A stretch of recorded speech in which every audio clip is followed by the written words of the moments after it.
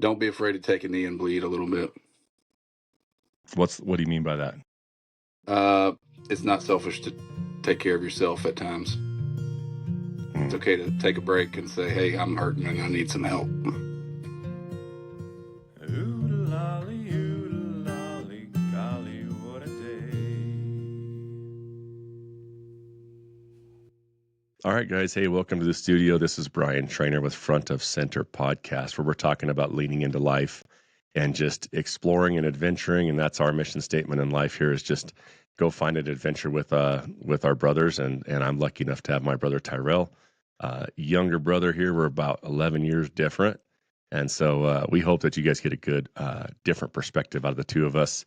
But grew up southeastern Colorado, little desert town, just doing crazy things, and moved up to northern Colorado, where we have fallen in love with just being outside. A lot of hunting, a lot of fishing, just camping. And one of us likes to run a little bit. That's Tyrell. I'm not built for that.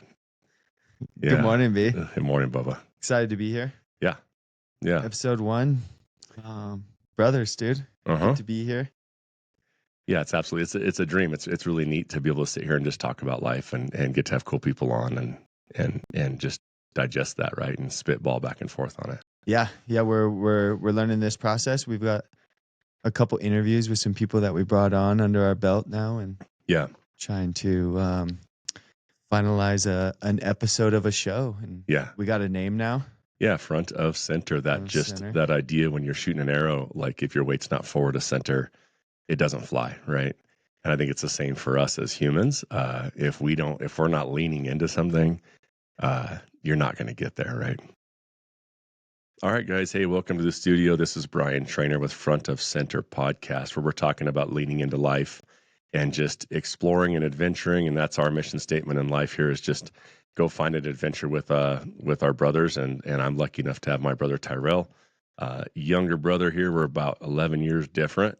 And so we hope that you guys get a good, different perspective out of the two of us.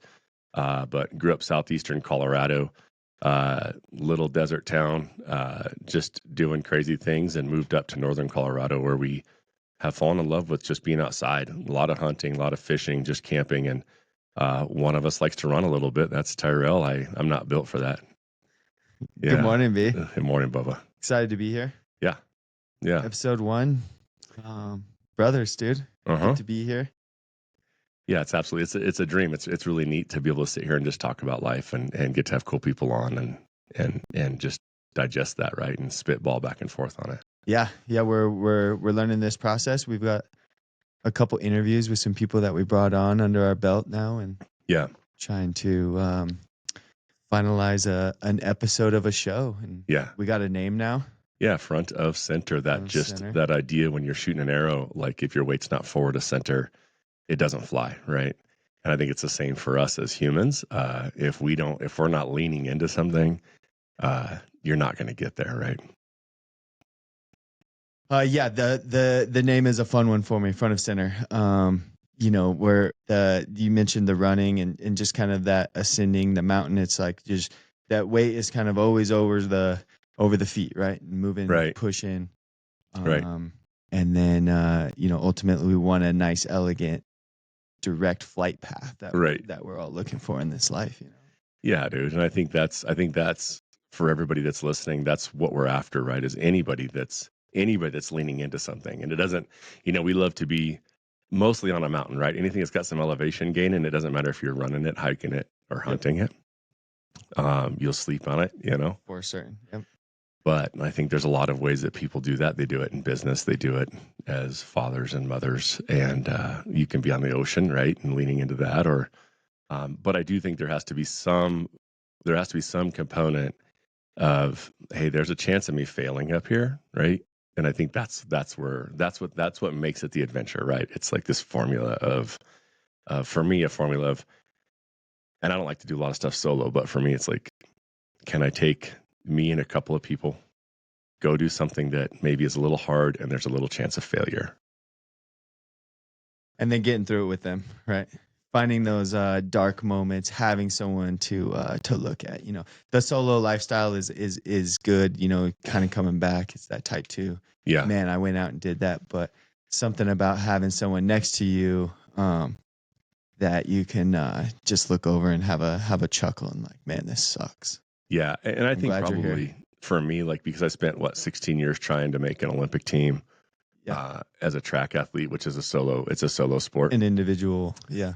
Yeah, and so I think probably that's part of it for me is like I've done it. I've done a lot of that. I don't think what I did was as hard as you guys running those ultras and things, but I spent so much time alone on the track, right? I would take my bag and I would literally change in the porta potty by the track and go train and lifted a lot, lifted, almost 2 decades for the most part alone, Yeah.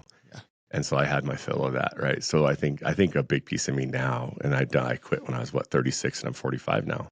Yeah. And so I think a big piece of me now is like, I want to go do things as a team. I want to take some people with me and see if we can, Lot of suffering by yourself, long nights, early mornings, weight rooms. Yeah, it was, in a man. ring. In the ring, you're solo. Just all alone. You and the cameras when you're at those bigger meets, and and I mean, and there was years where I was working so much I didn't really have time midday to go to a weight room. And so there's a reservoir near us where we live, and there's these big ass rocks, of course, that make up the dam. Yeah. And there was these 3 rocks. They were like my buddies, and I would drive up there after work, after doing everything else, and just drive up and just fucking lift these things. There was no rhyme or reason, dude. Just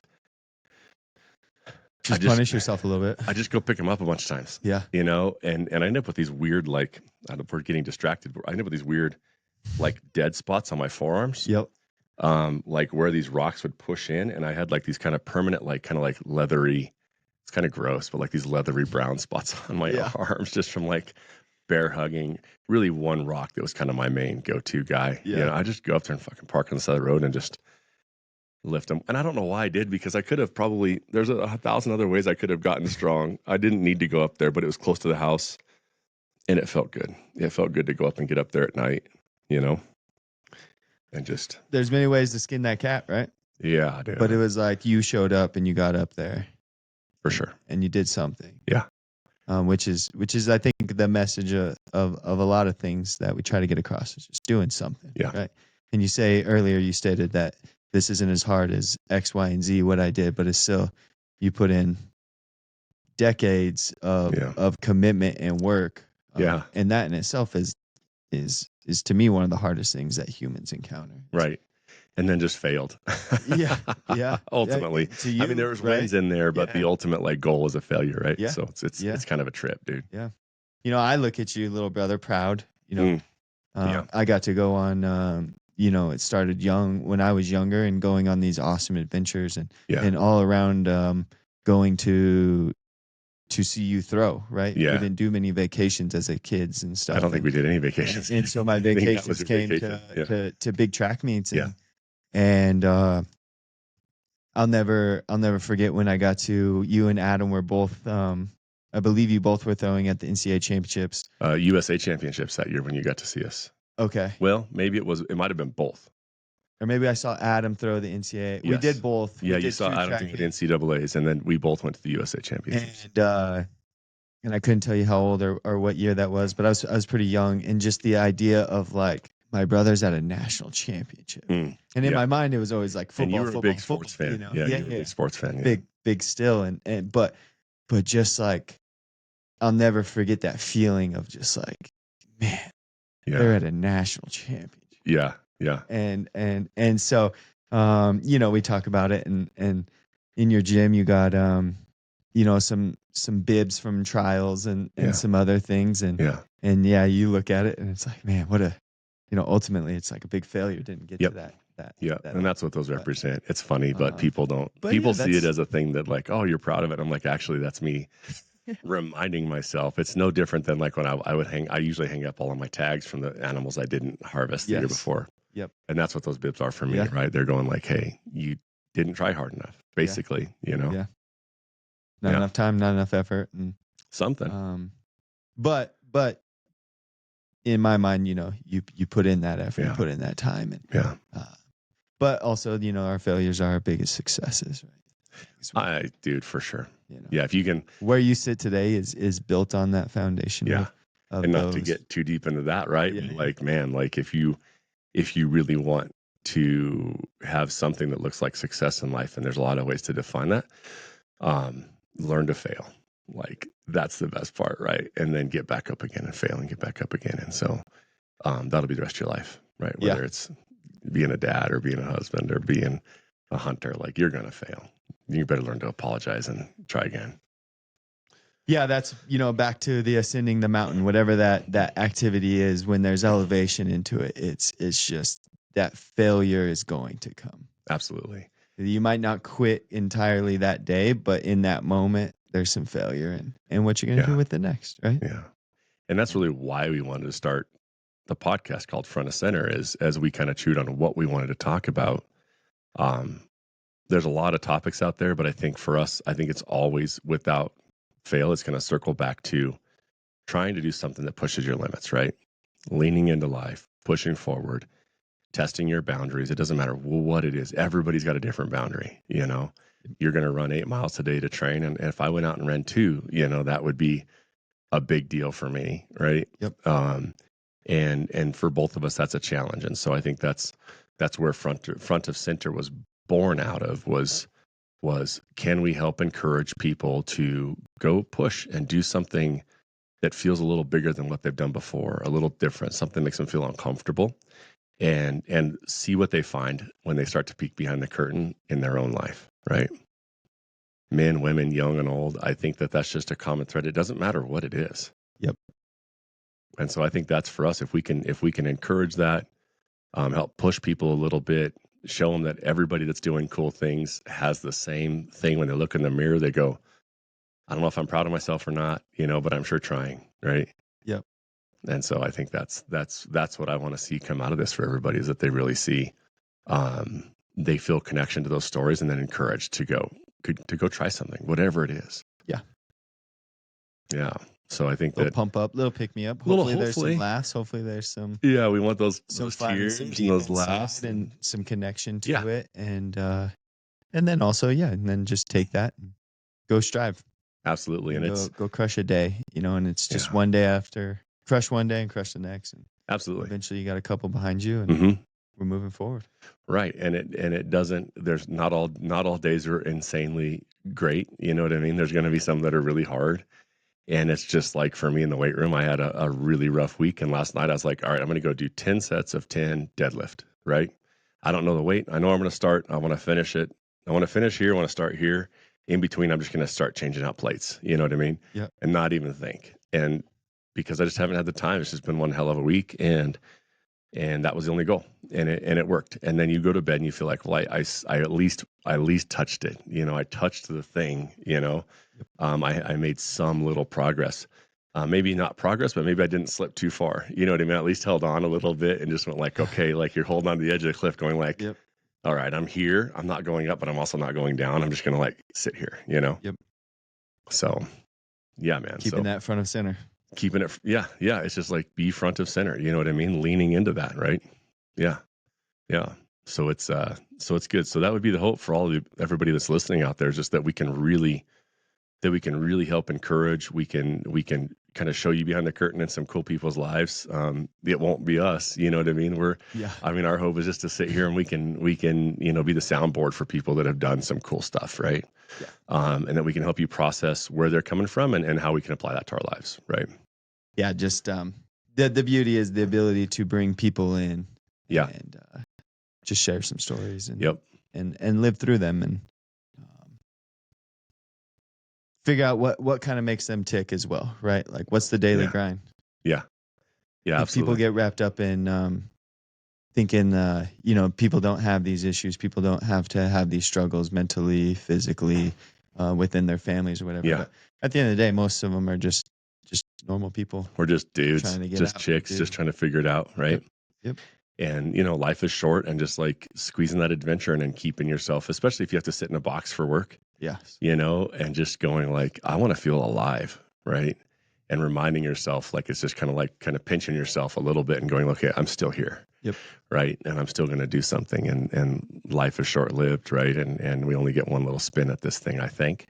So let's give it a shot. And so, and at front of center, it's important to remember that, we're sponsored here we're brought here by RuckList. That's the company that we get to work within, that the purpose there is very similar, right? Adventure more, spend less, right? We're focused on gear optimization at RuckList, and helping support those adventures through knowledge around what gear you use and what you're going to take in the woods or on a run or on a hike or on a camping trip, boating trip, doesn't matter. So I think that say thank you to RuckList for letting me and you get to do this as part of our job.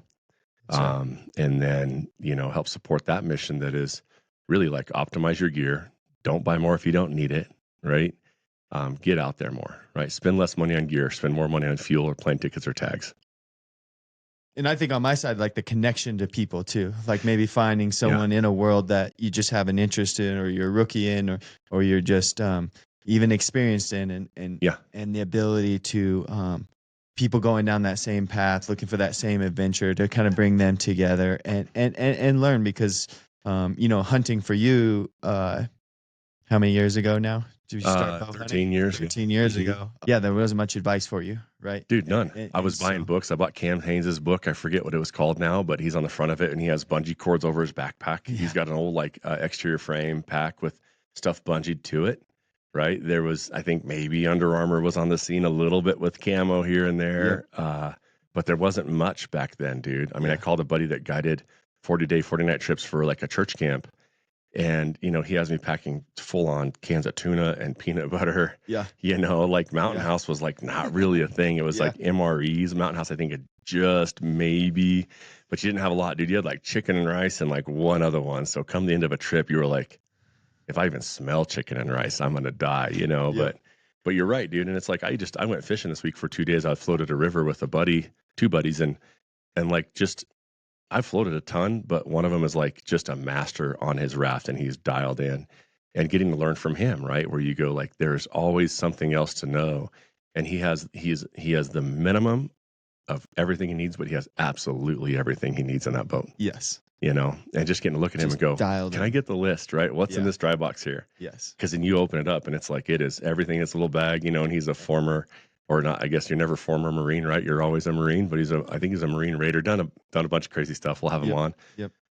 But just, this guy's floated rivers, like I think on every continent in the world.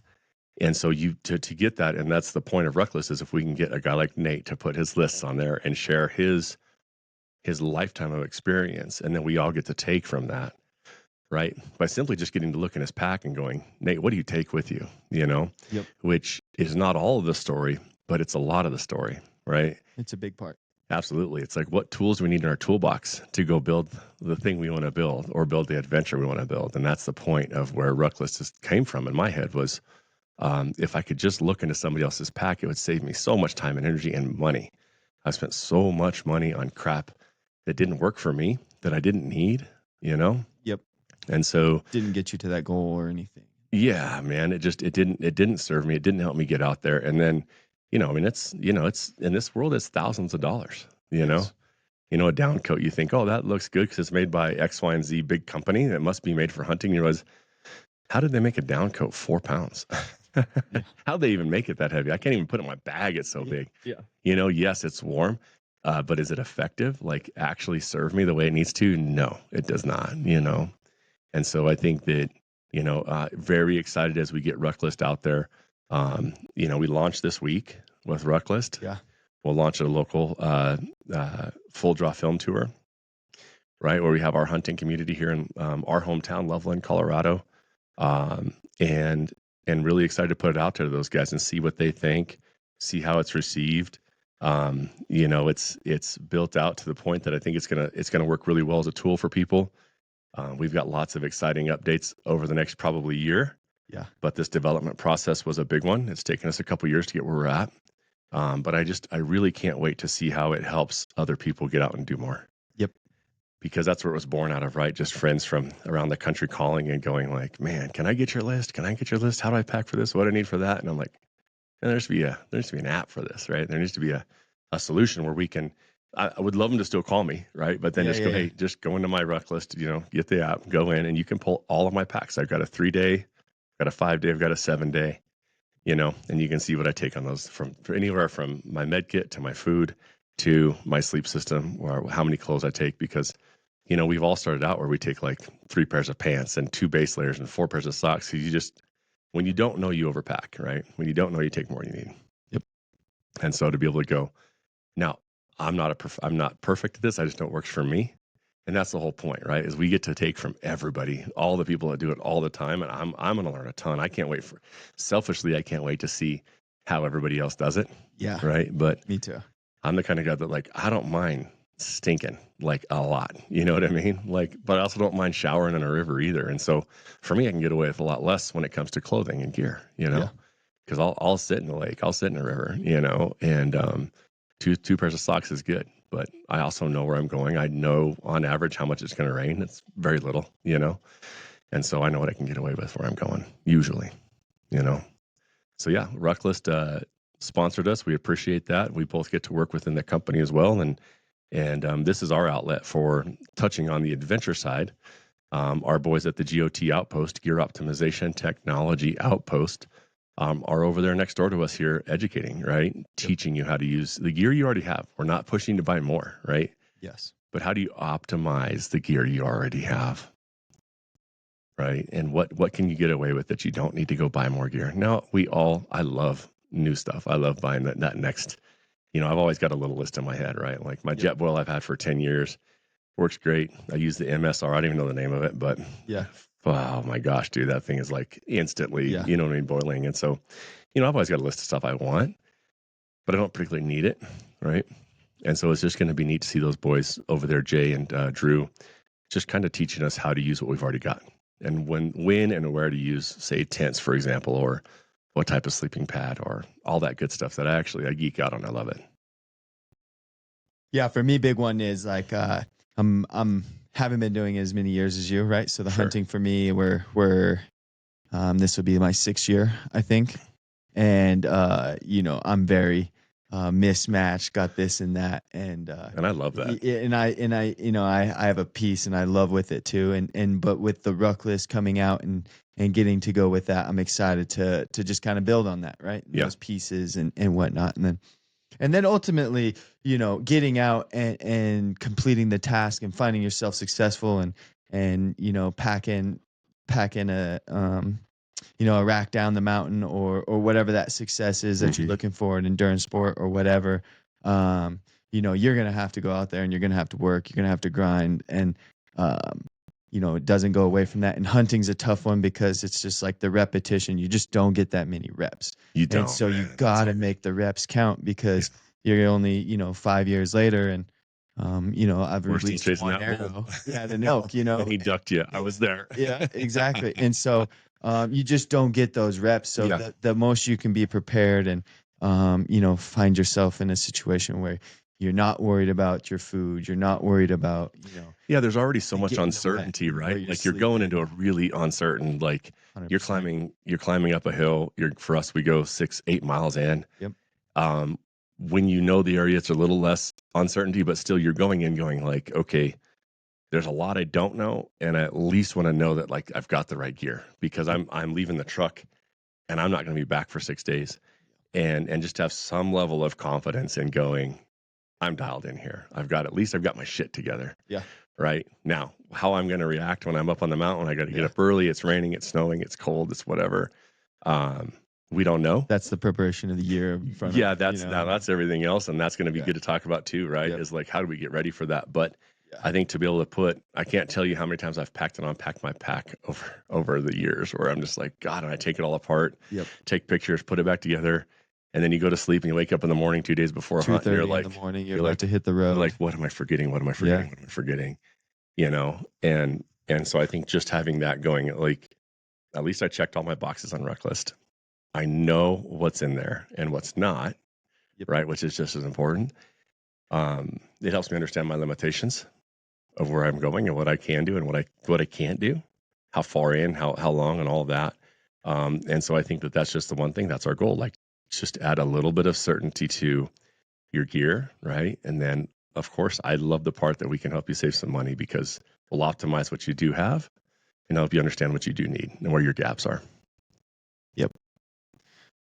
Yeah, typically you got it somewhere in your garage. Yeah. It's a tow, it's a something, it's a it's a piece of clothing that, you know, you had 5 years ago for X, Y, and Z. But you know what? It's a merino wool that you didn't even know, and it's perfect. And it doesn't matter what that Absolutely. color is or anything. You're throwing it underneath. It's a base. And It's so that base underneath layer is going to everything. change your life compared to what you've been wearing, or Yeah. you just, some things you just don't know, you know? Yeah, dude, absolutely. And it's just that of like, just being kind of creative. And then also when you said that, the first thing that hit me was like, and if you don't have it, like this outdoor community, whether it's hunting, fishing, backpacking, hiking, overland, it doesn't matter.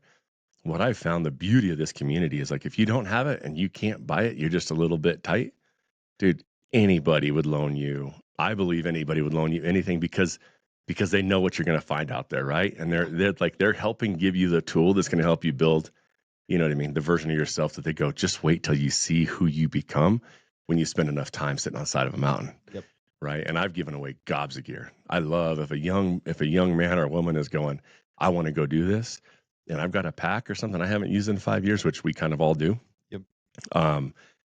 I've given away and go, just send me a picture, you know, and tell me the story. Yeah. That's worth it. It's worth the price of admission for me to sit in front of them and hear their story, whether it's a pair of trekking poles or an old pair of boots, you know what I mean? Or a pack or a sleeping pad that I just don't use anymore or whatever. And so I love that part of it too. And that pack can change that whole trip, that whatever, right? It's like, you know, back in the day when we snowboarded a lot and it was someone's first time and they were like, and it's just like, don't worry about how you look, like be dry, like have water wicking, like don't wear jeans just because that's what you have. Like go to Walmart and get the cheapest snow pants that are gross and puffy. And just look at the label, right? Say, cotton's your enemy. Yep. Don't do that.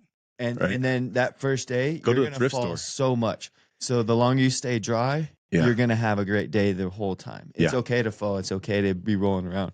But that first lift when you're soaking wet because your cotton soaked it all up, it's just miserable. It is. You know, and the same concept, you know, and like you talked about a puffy jacket and, you know, I splurged and got my puffy a couple years ago and it was the best thing, but I couldn't afford the pants at the time. You know, and so now I'm last season, first time with pants. Wow, that changes the game when you're like when you're hunting, dude, and everybody sitting there for a couple of hours. Yeah, and you're the only guy without the poofy pants, and everybody like he's like 4 of you, and you sit down the side of the mountain, and 3 of the guys like they pull out the poofy pants and they slide them up over and they sit down, and you're going, oh, that looks amazing, right? And it is amazing. That would be like if we were getting into the gear piece right now, dude. And I don't know where poofy pants would land on my list of priorities, but they're high, bro. Yeah. And then that changed the whole game of sitting behind a spotter for amount of time, right? And okay, this isn't that bad anymore. No. You know, and that didn't change it completely. You know, you got to learn those little games and tricks, but just the poofy pants, man, changes the whole game. But Yep. And whatever brands there are out there that have those, I mean, they can pack down so small. Not to get too deep on the gear because that's those boys' job, but like they can pack down so small. Those, and I bought the proper like down coat that packs into its own pocket, right? So they both put in their own pocket. I think they're both Kuyu. Yep. And they just live in the bottom of my bag with like my extra lunch, my first aid kit. You know what I mean? Just the things I don't leave camp without those things, man. You know, because you can get away with a lot of different weather. I have rain. I have my 2 poofies. Extra lunch, you know what I mean? A couple of the essentials, first aid, and there's kind of not a lot of places I can't go, you know? I mean, we've been in some really, really, really extreme weather even together where, you know, you have those layers plus what you already had on your body to start with, a base and a shell. Yep. And you know, you can move and you can stay warm if you need to. Yeah, ultimately you can always keep moving. Yeah, and if you get too hot, there's your underwear, baby. I've been there. You know, I've laid under pine trees flat out in my underwear going, it is so hot early September sometimes. You know, like I hope an elk doesn't walk by because, you know, but I mean, I had that. I mean, that's happened too. So it's but again, just to touch on RuckList, and a kind of a big thank you to letting us get to do this as well. But touching really our RuckList community, right, of anybody that's out kind of leaning into front of center in life, and doing those big adventures or small adventures, anything, just that RuckList is going to be here to help support that. And that's our mission is get people outside, you know, adventure more. And so this is where we get to talk about adventure in whatever shape it looks like. Yes, sir. We're talking today with a buddy of ours, Jesse Phillips. Pumped to have him on. He lives that front of center life where he's leaning in. He is exploring, he's adventuring, he's pushing himself in every way, artistically, as a man, as a father. And so he's the perfect fit for what we're trying to get at here. Just want to say thank you again to RuckList for sponsoring this and letting us do this as a job and get to have these great conversations.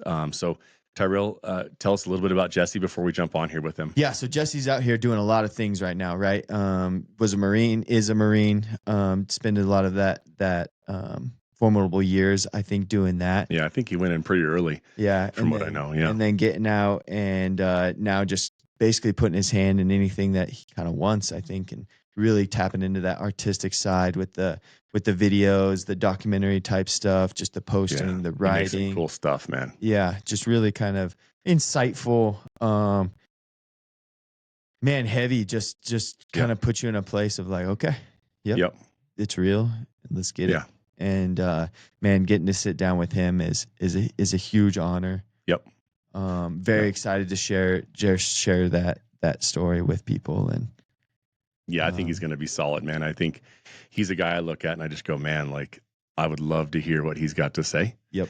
And so, we'll hopefully we'll get to jump in there and just really dig into it. Jesse, I know we will, because every time I've ever sat down with him, like you walk away going, that was a good conversation, right? Sir. That was a good conversation.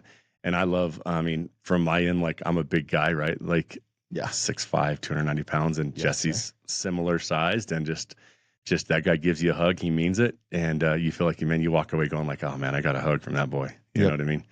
And it was nice. And he's a very loving, open, and honest guy. I mean, him and I have shared some tears and some real conversations and some real stuff. And so it's been, he's been a blessing, I think, in both of our lives, and so I think that, I think this promises to be a really great conversation with the guy that's, I think we're going to walk away with going, man, that was worth the hour of my day to sit and listen to him kind of tell some of those stories. Yes, sir. Well, I hope everyone enjoys this interview.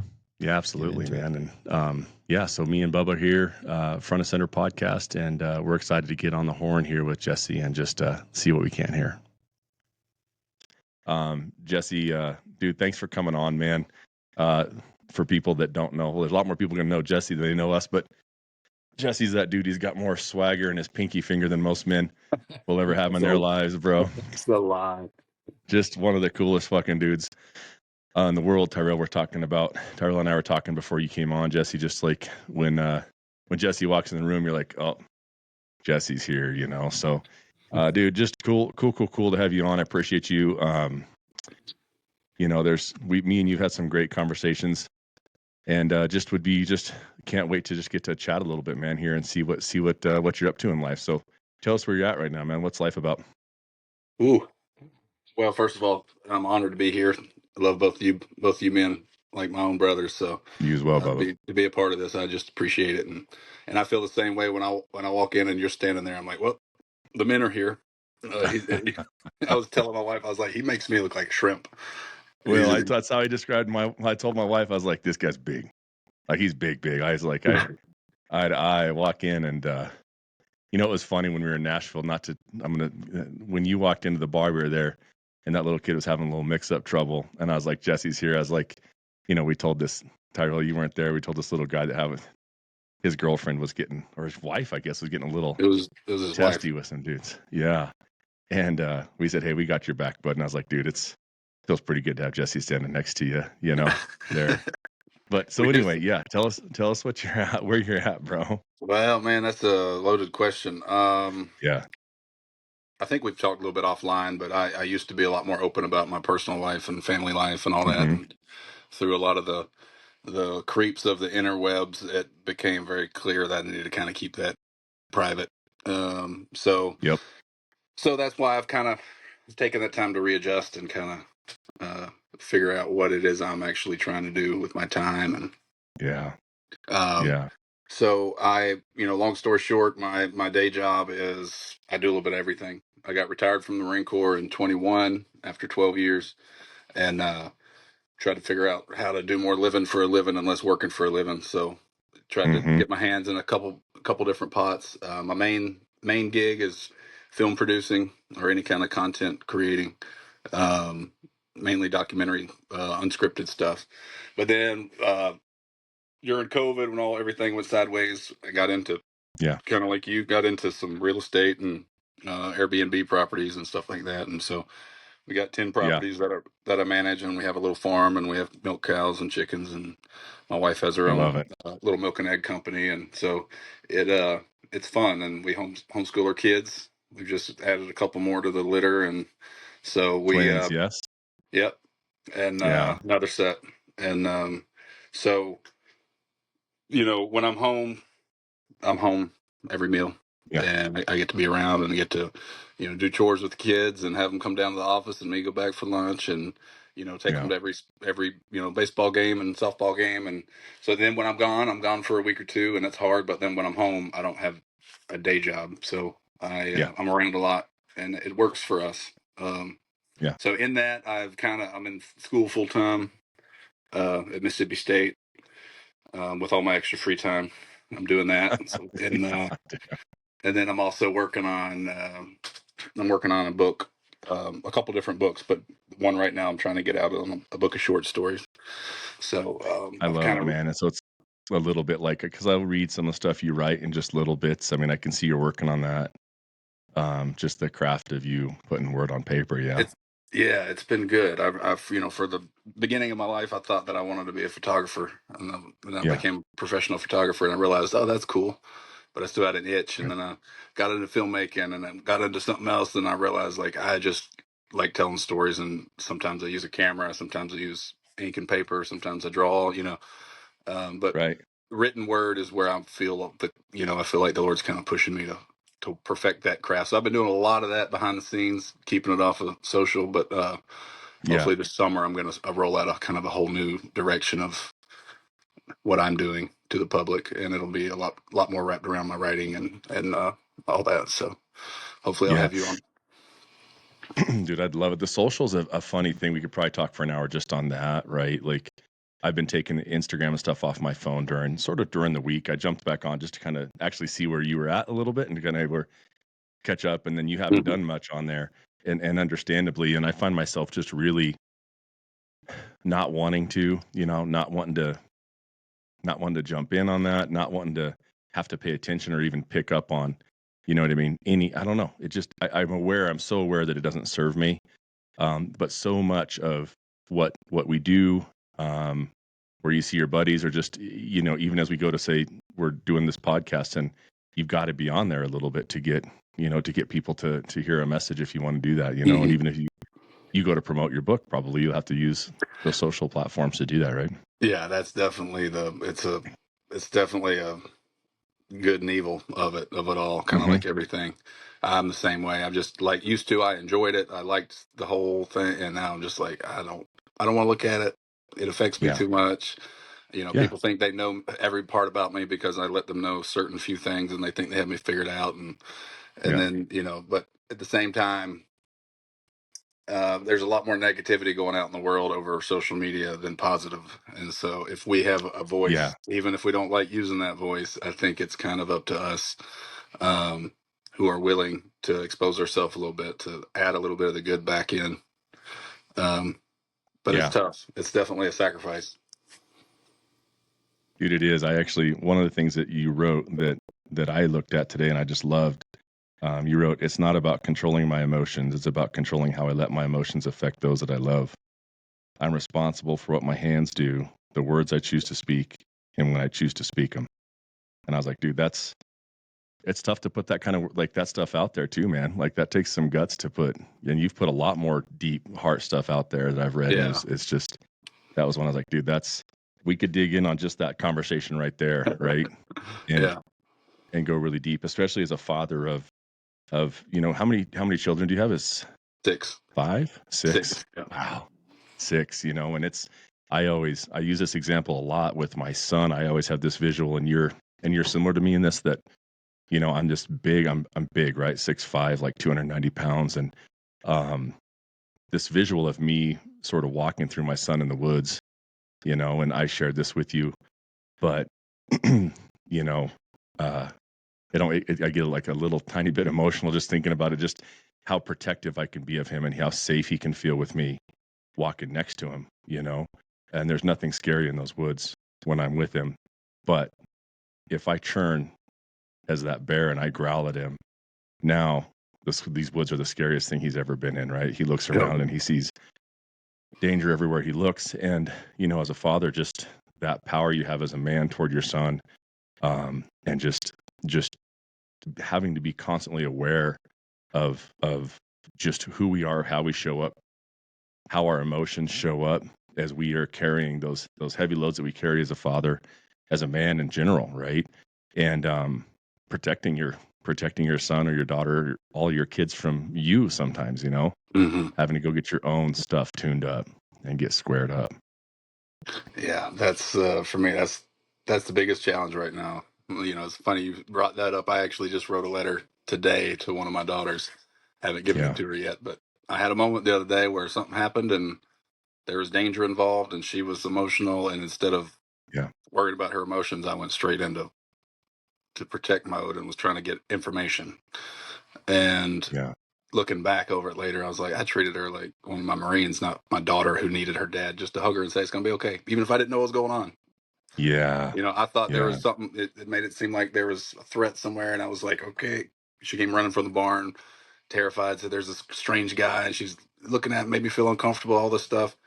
Well, I'm trying to figure out, like, who do I need to go shoot? Okay. Well, that's a little different. It's not just like a funny but on the text. spot. And then I'm like, all right, so who is he? Where, what does his truck look like? Yeah. And I'm just sobbing, crying. I was like, look, I need you to tell me exactly what's going on. Did he touch you? No. Yeah. And then cry. And then I've come to find out it was my buddy who got a new truck and thought I was at the barn and pulled up and she didn't recognize him. But in that, it just it took me on this whole, I don't think I handled it as poorly as I felt like I did. But immediately I walked outside and I was like, well, I didn't handle that well. I was like, she needed her dad to say, everything's going to be okay. And I got you. Yeah. And just let her cry. And instead I went into the information grabbing. And so that, we have so much influence over our little kids. And my goal is to not bat 1,000 because that's impossible. So just take the opportunity like that one and write it out and just be like, look, my goal is to be a good dad. I'm not always going to do the right thing. And so, yeah. And how many times I've had to tell my kids, like, hey, this is the first time in my life I've been the father of a 16-year-old little girl, or a 13-year-old for me, little boy. And it's your first time being 13. It's your first time being 16. It's also my first time learn how to be a father to, you as a 16-year-old girl, Right. And so just giving ourselves a lot of grace around that, but also holding that line, right? And so it's just taking that time to be self-aware enough to reflect on that. That's a lot easier said than done. Bro, it is. So, dude, we started out with this swagger and dude, I you and I, we could go deep and we'll have tears and all that. And, this is going to be a 6-part podcast with me and you over the next 5 years because it just is what it is. It's just where it's going to go.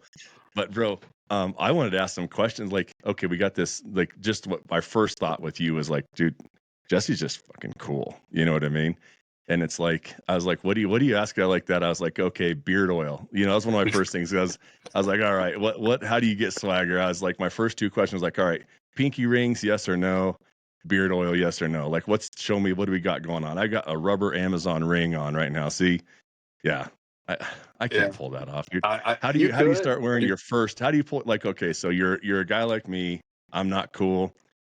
And I'm like, I'm going to bust out like my first ring, you know what I mean? So I show up at breakfast with my wife and I'm like, where do you put your hand? You know what I mean? Where does it start? Or you just go all full out. Day one, you're like, you know what? Boom, I'm in. Like, I'm doing it. It just all depends on your personality. If you're doing it for anybody else but you, then that's pretty stupid. Then it doesn't work, right? But if I'm doing it for me, I don't really give a crap anymore what anybody thinks. And so I was talking about pinky rings, I think yesterday, with a buddy of mine, and I was like, I'm all about them. I love them. Like, I got a picture in Afghanistan where I traded for some rings off of some Afghans, and it was that point in the deployment where it would only fit on your pinky, knowing the size difference, most likely. I was a little perturbed at where it was at and how people the higher ups were being, so I started wearing pinky rings and grew sideburns out and kind of did what I wanted to do. In the Marines? Yeah. Yeah. How did that go over? Funny. It was funny. Yeah. But yeah, I don't know. Just if you like, my dad wore rings and he was a cool, hardworking blue collar, SEC football coach, strength coach, Yeah. and he also loved poetry and drew pictures and Yeah. wrote music and sang and so he was a warrior poet, and so once he was like, just go ahead, and he would always say when we would start trying to dress like all the cool kids, he'd be like, look, get you a pair of jeans and boots, you'll always be in style. So just wear jeans and boots, Yeah. you'll always be in style. It's like one day they're going to put a dead fish around people's neck and say, look, this is cool, and everybody's going to do it. And he was like, just don't follow everything, just do what you like. Right. And Right. I like silver, so Yeah. Yep. Yep. yeah. Well, good. Well, maybe we'll dig in at some point to this, And I'm like this, super sentimental. Super sentimental. And when my dad died, I would Yeah. love to have one of his rings, but there's so many of us that I didn't, so I wear a lot of stuff because one day, hopefully, Yeah. somebody wouldn't mind having something that I used. Right. How many siblings are there, Jesse? There's quite a few. You too, yeah? Yeah, I have 12. There's 13 of us in total. Same mom and dad, no twins, no adopted. We're not Mormon. We're not Catholic. And we did have a TV. Just prolific. Mm-hmm.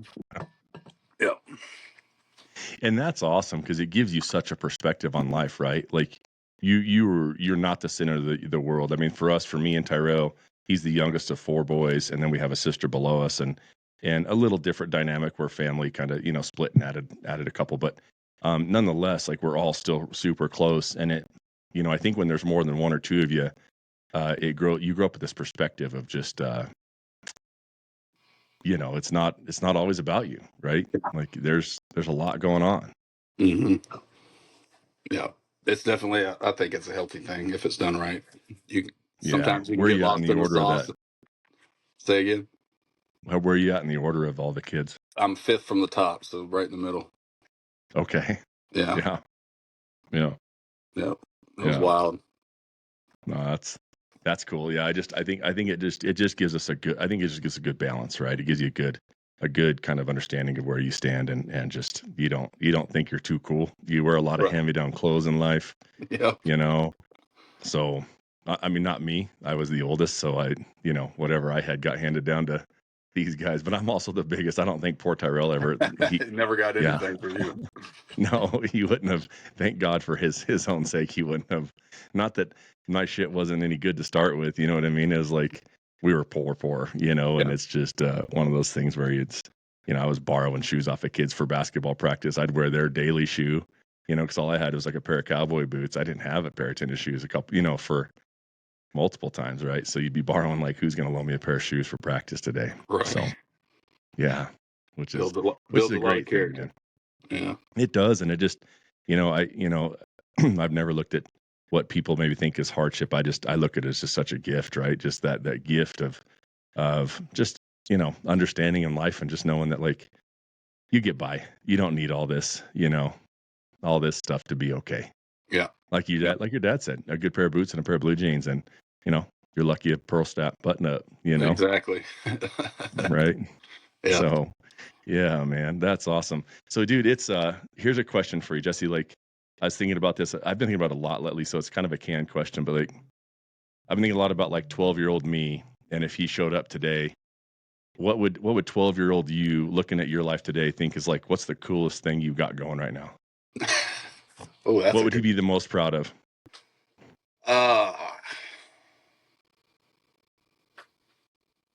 That you took it to a deep spot. You might make me cry. He can go deep. I mean, so one of my initial thoughts is that, like, I get to see boobs pretty much every day. You know what I mean? Not today. I told you when we had some extra time, I was going to go chase the wife around a little bit because we messed up our time on our call today. So, I thought I got an hour. Let's see how this goes. Bath instead. Yeah, that's the alternative, right? Soak it out, dude. Yeah, you gotta. It's probably better that I did, because I'm dialed in now. I'd be trying to nap here. So, but yeah. So, I mean, outside of getting to see boobs every day, what what would What would 12-year-old you like? He'd look around and go, I don't know. That's a good question. I would like to think he would look at how I'm raising my family and trying to be here for my siblings and mom and all that, and look up yeah, and see a man that's trying to do the right thing and stumbles a lot and falls a lot, but doesn't stay down very long when he does, and always keeping the Lord first. And even though life is going to get rough after 12, that the Lord will be yeah, faithful still. And I think it would be good at that age to be like, hey, he's obviously been through a lot because he's got gray hair and his eyes are sad, but at least he's still still stepping, and that's all yeah, because of the Lord. So I think yeah, he'd be pretty proud of my some of the writing I've been cranking out lately. I yeah, started trying to write when I was younger than 12, and didn't ever think I was dyslexic and hated spelling, couldn't spell worth a hoot, and failed every English thing I ever tried. But for some reason, I always yeah, wanted to be a writer, and now I'm able to do it. Still don't know how to spell very well. Still not doing great in English class, but my creative stuff's pretty good, and it makes people yeah, feel things. So I think he'd be pretty proud of that. absolutely. What would you tell him?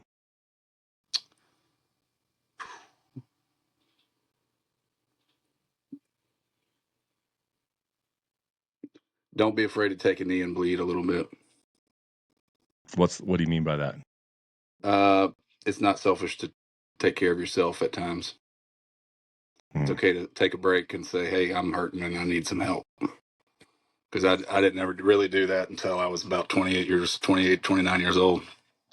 Almost 30 years packed in without ever letting it out, and it was ugly and rough, and it's taken me many years to kind of work through it. And so I think if I could have told myself that at that age and I would have listened, it would have made things a little bit more bearable at times.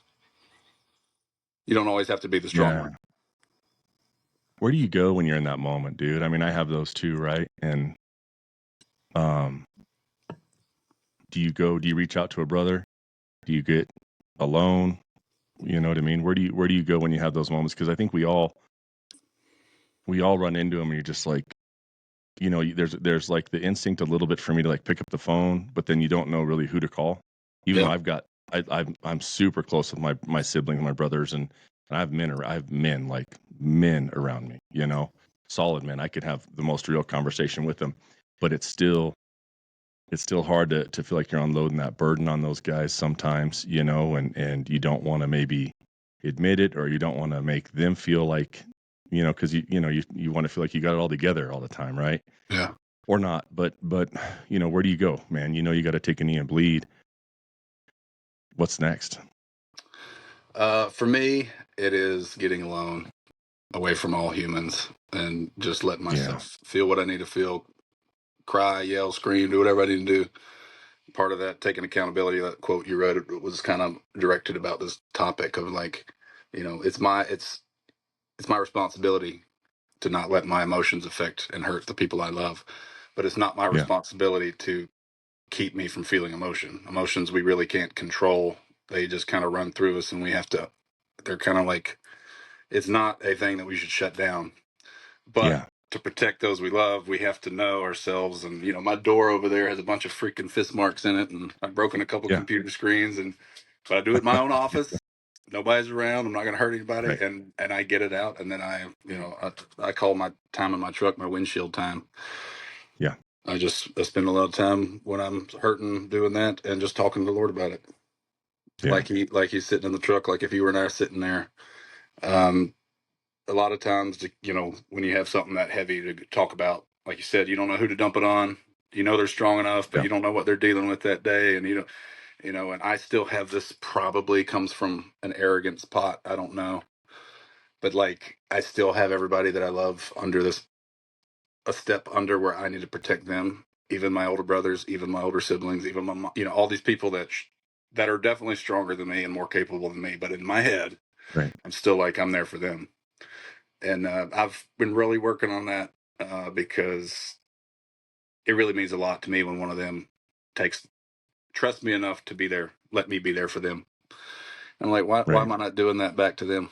I have several younger brothers that are just absolute alpha male studs, and they're younger than me by several years. And Yeah, but like for me to stop and let them know, hey, I'm struggling in this area, and I just wanted you to know. And I think it only strengthens those bonds when you let another strong person know you're struggling. But at the same time, I think it's important for us to be able to get through most of what we need to with just you and the Creator.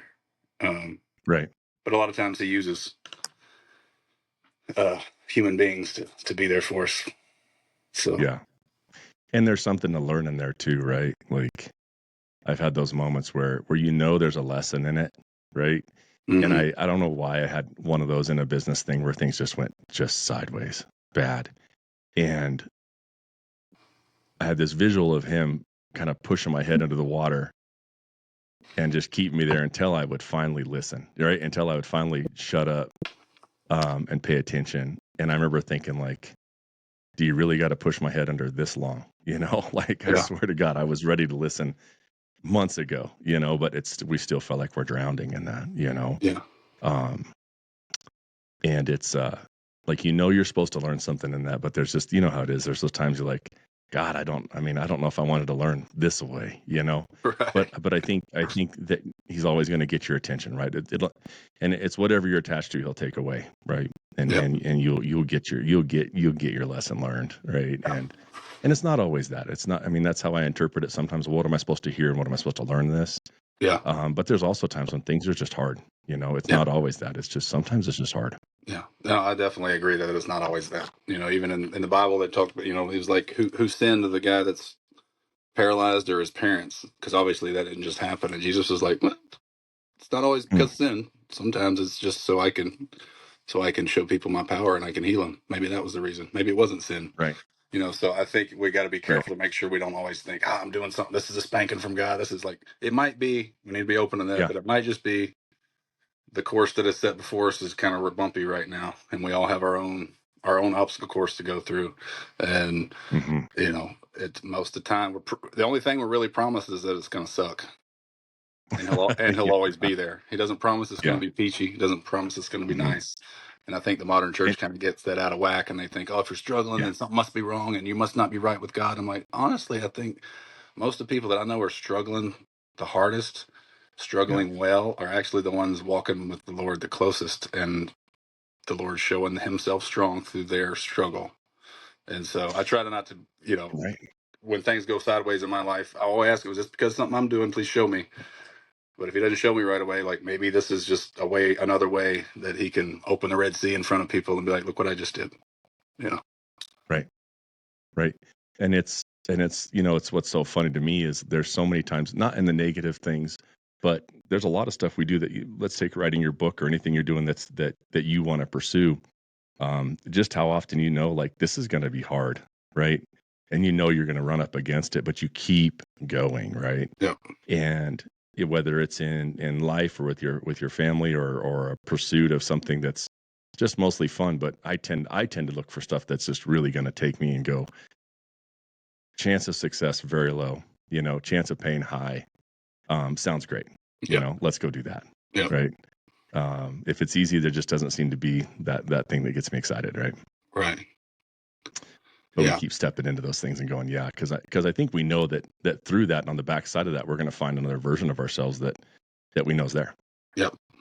No, I couldn't agree more. What are you writing about right now, man? Do you mind sharing with us a little bit of where you're? Yeah. They're short stories. Most of them are influenced. Most of them are something that I experienced firsthand. Some of them are, I'm changing I'm learning my style. I'm learning my craft, and I'm getting the reps in. So my skill level is, I'm in a big learning curve right now. So it started with just short stories, and then I don't know what it's going to end up, but pretty much short stories that are set in the South. I'm going to change the names to protect the innocent and be able to take a little bit more artistic freedom, so I don't make some of my family members think that I hate them. And then each story, the goal would be to either make somebody laugh, cry, or feel inspired. So some of them are funny, some of them rip your heart out, some of them will make you want to run through a brick wall, and they're all nostalgic and make you kind of wish for a slower, more peaceful time. Yeah. Yeah, I mean, and it's got to be a little, maybe not for you, but just putting your heart out there, or even putting yourself out there, and and wondering like, am I going to be good? How is this going to be received? Right? I would assume you have to go into it going, I don't care if anybody reads this or not. Is it Yeah. right? Is it just this cathartic thing you do for yourself just to get your words on paper and feel that, Yeah. right? Or is it Yeah. something you're going, okay, is it formulaic? And I know people are going to want to read it, and I'm going to sell a bunch of these, right? Right. Because Yeah. there's nothing. You go to a library at a university, you look around, you go, there's a lot of people written a lot of damn books, Yeah. And most right? of them are trash. So Yeah, it's like, for what are sure. the odds of me being able to write something that's not trash? And so I go through all of the imposter Yeah, syndrome, and like, how dare I yeah, try to be like, influence anybody with, I'm not worthy of this. Like I hadn't been through anything compared to, a lot of people I know. And it's like, I just think all that's resistance from the side that wants to keep us from doing what we're supposed to be doing here. And so, yeah, yeah, it's been tough.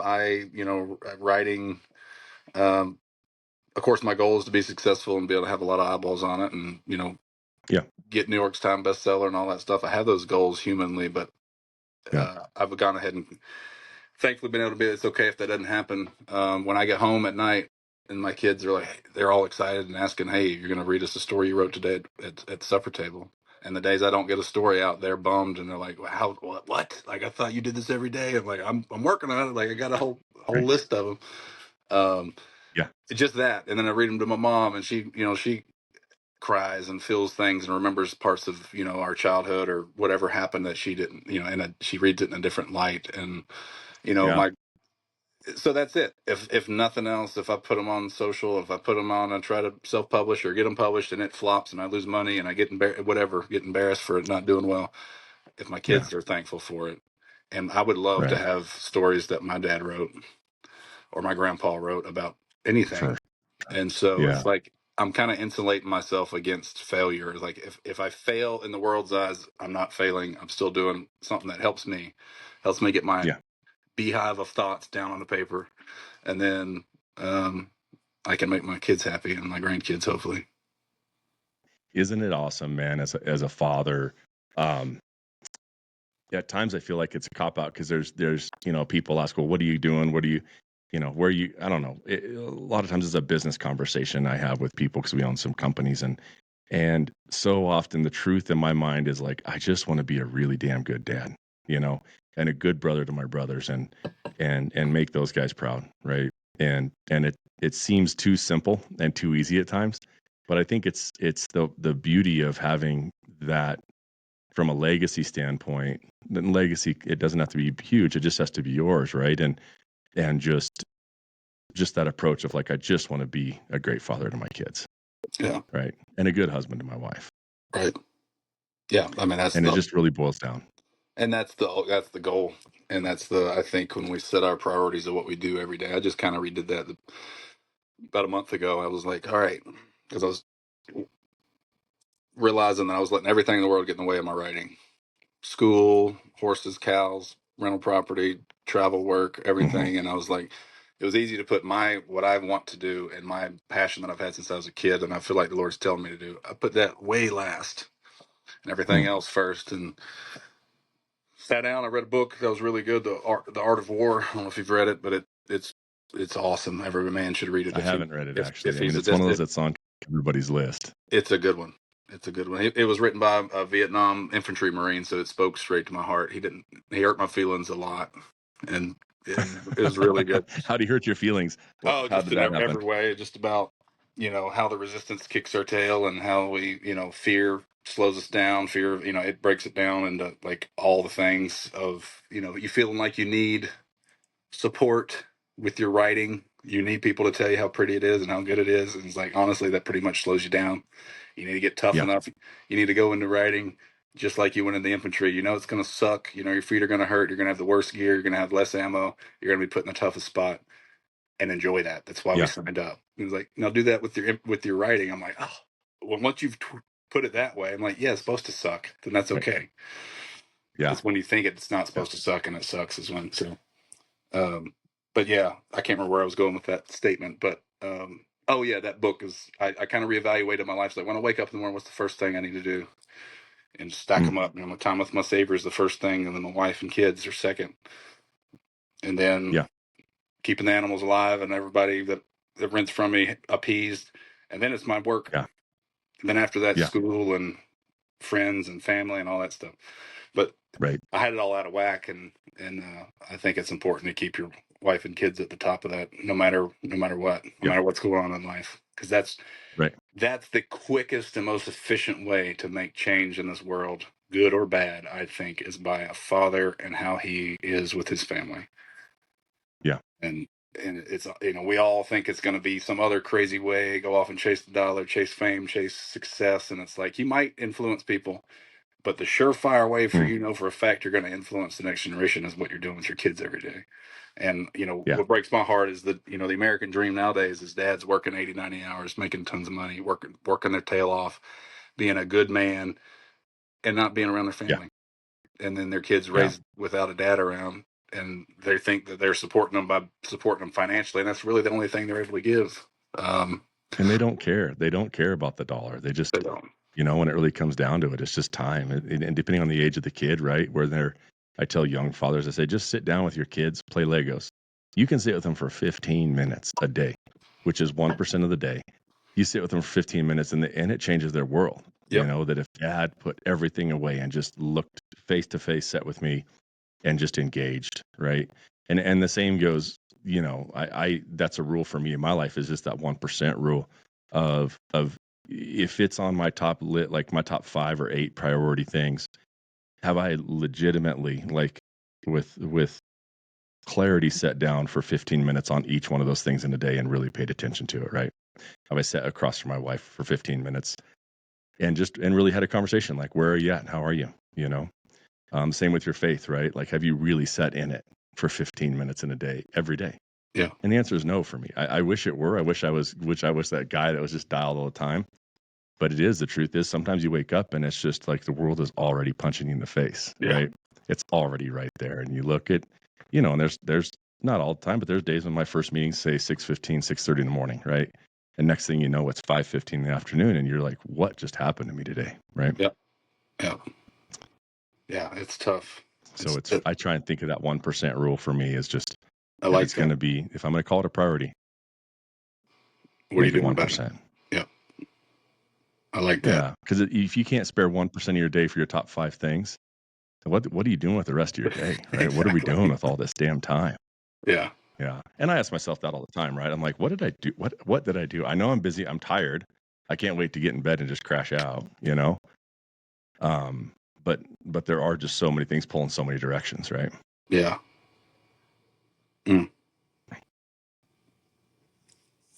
Yeah. How about your wife? How do you guys balance that, Jesse? I think that, with 6 kids, the twins, because the twins, I mean, you guys had a little hospital stint with them, right? Where you had to do the NICU thing a little bit, and they were early, and I know. Yep. So we were almost 2 months. I can't remember exactly at the top of my head. Maybe a month and a half separated, and most of the time I was down in Jackson with the baby with the heart condition, and she was here with the other babies, with the new baby and the other kids, and so it was back and forth, and that was after all the stuff with CPS and threatening to take the kids, and so it was just a lot of stress on stress on stress, and then separated and trying to work it all out, and so but the girls, the first set of twins, they're about to turn 13, and they are just the biggest help. I do all the cooking, all the cleaning, and they're monsters. They're just amazing, and the 8-year-old son is one of the best I've ever seen with babies and changing diapers and I mean, he's like a gunslinger with babies, and and so it's the balance of trying to figure out when is everything, the money I'm making around here, good enough, or when do I need to go get go on the road and go get some real money. And lately with all the different things, the turbulence of life has hit. I'm just kind of trying to make it through by just being around more and not travel as much, and kind of reset and refocus. And because it was just a lot of time apart, a lot of time not with the kids, and the kids were stressed, and so we're kind of, it feels like life's finally slowing down just a little bit, and good time to kind of reevaluate and reset my course and see what I need to get into. Yeah, it doesn't take long, man, for yourself to kind of get off course, right? I find that in life, like it just doesn't take long for you to kind of find yourself all of a sudden 3-4 weeks or a month goes by and you're like, oh dude, what am I'm way over here, Yeah, what am and I this is what my am I even? north. Yeah. How'd I end up over here, It's tough, and that's where I Yeah. have to give myself some grace, because I usually am the kind that would dog myself out for getting off course, and how dare you do that? You're stupid. You know better than this. You're a better man than Yeah. that. And now I'm like, hey, sometimes life just happens, and there's a time to be like, strap your boots up and go to work and stop being a turd. But there's also a time to be like, look, hey, it's all right. Things happen. You were doing important things, helping other people. It didn't look. And I get back on track. And for Right. me, trying to have a little bit more grace with myself and my unattainable goal that I try to keep myself at. I'm really Yeah. working on that, because I'm my biggest critic, and it doesn't help my kids to beat myself up. Doesn't help my wife to beat myself up. All it does is slow me down and make so that's a big one I'm working on. It's hard, man. How often do you look in the mirror and go, I'm really proud of you, man? Not very often, but I do look in the mirror and be like, what am I going to do with you? What am I going to do with What are you? you dumbass? Yeah, I know. Not very often. That's a really hard thing to do, isn't it? It is. Just you saying that made me kind of want to throw up on the Yeah. ground. I know. It really is. And you would tell your son a million times, right? Every night, you're like, I love you. I'm proud of you. You're Doesn't matter awesome. what you've done. You You're don't need to nothing. do anything, right? Yep. Like it's just you just be you, right? And that's all that, you were created so freaking cool from the start. Just lean into that, and more of you is all the world needs. That's all. As a father, you go, that's all I need is you just to be more you. Don't be anything like any of the other kids. Just lean in on you, and it's that message to ourselves is so hard. And I ask you that just because it's like I feel that like to I almost can't say it out loud, to really look in the mirror and go, dude, I'm really proud of you today. Might have to get back with you on how that one goes. Yeah. That's a good one. Yeah. That's a challenge right there. Because It I am is. in And a I lot know of you. ways. I know I am in a lot of ways, Yeah. but to admit it is Yeah. kind of hard. It's hard. It's hard. Well, it's interesting because you have to balance that part of you that kind of cracks the whip, because you want to go accomplish, because I think there's the burden of knowing like I can do some great stuff with your writing or with your art or with your photography, and the part of you that has to really push yourself to drive, because it's hard, right? You have to be driven, and you're either the carrot or the stick, and most of the time you're just the stick, right? And you're just beating yourself into like, hey, get up, get it done, write that, write. I don't know how it is for you. I've not written, but like, write one sentence then today, right? And just get Yeah. that done. So you spend so much of your time in that mode of how am I going to push myself to get to see the version of myself I want to see, accomplish goals I want to accomplish. So you have to be a little bit harder on yourself in that, right? You do. And You do. so then to turn that off and then step in, like, let's just keep with the mirror analogy, step in front of the mirror and say, man, I'm really proud of what you did today. You did good. You're Yeah. going to pick it up again tomorrow, and you're going to go hard again tomorrow. You're that draft horse. You're gonna strap on the yoke that is that, and you're gonna pull, right? Yep. And but for the moment being, take it off, rest, take a knee if you need to, and bleed, like you said. But that's a hard skill, and I think you said like a lot of your brothers are alpha males. I don't think that's an alpha male skill. It's not something we're taught. I don't think so. I think that's something that is. I think it should be taught. I think it should be taught. I think it should be talked about more. And there's a fine line. There's a fine balance, just like everything. Of like, too much positive self talk will make you into just a dick who thinks he can do no wrong, and Yeah, you know what I'm saying. yeah, Like, and so I'm always like, yeah, absolutely.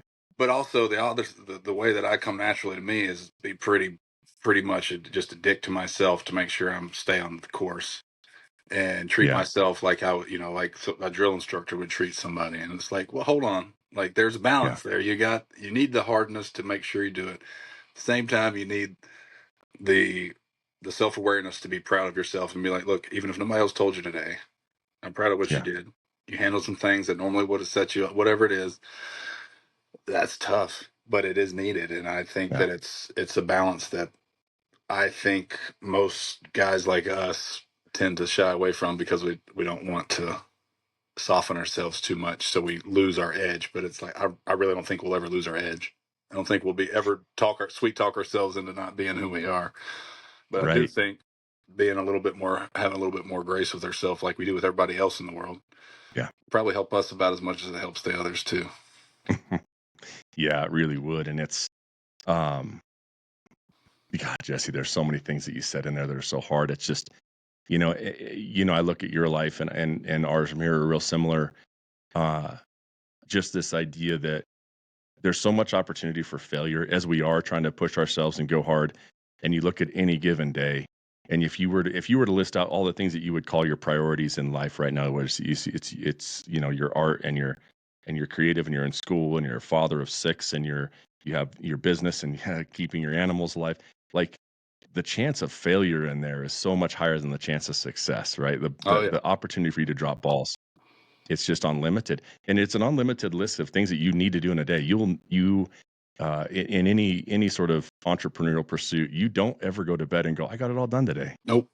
Right? I got it all done. I've got my shit together. Like you'll never feel that way.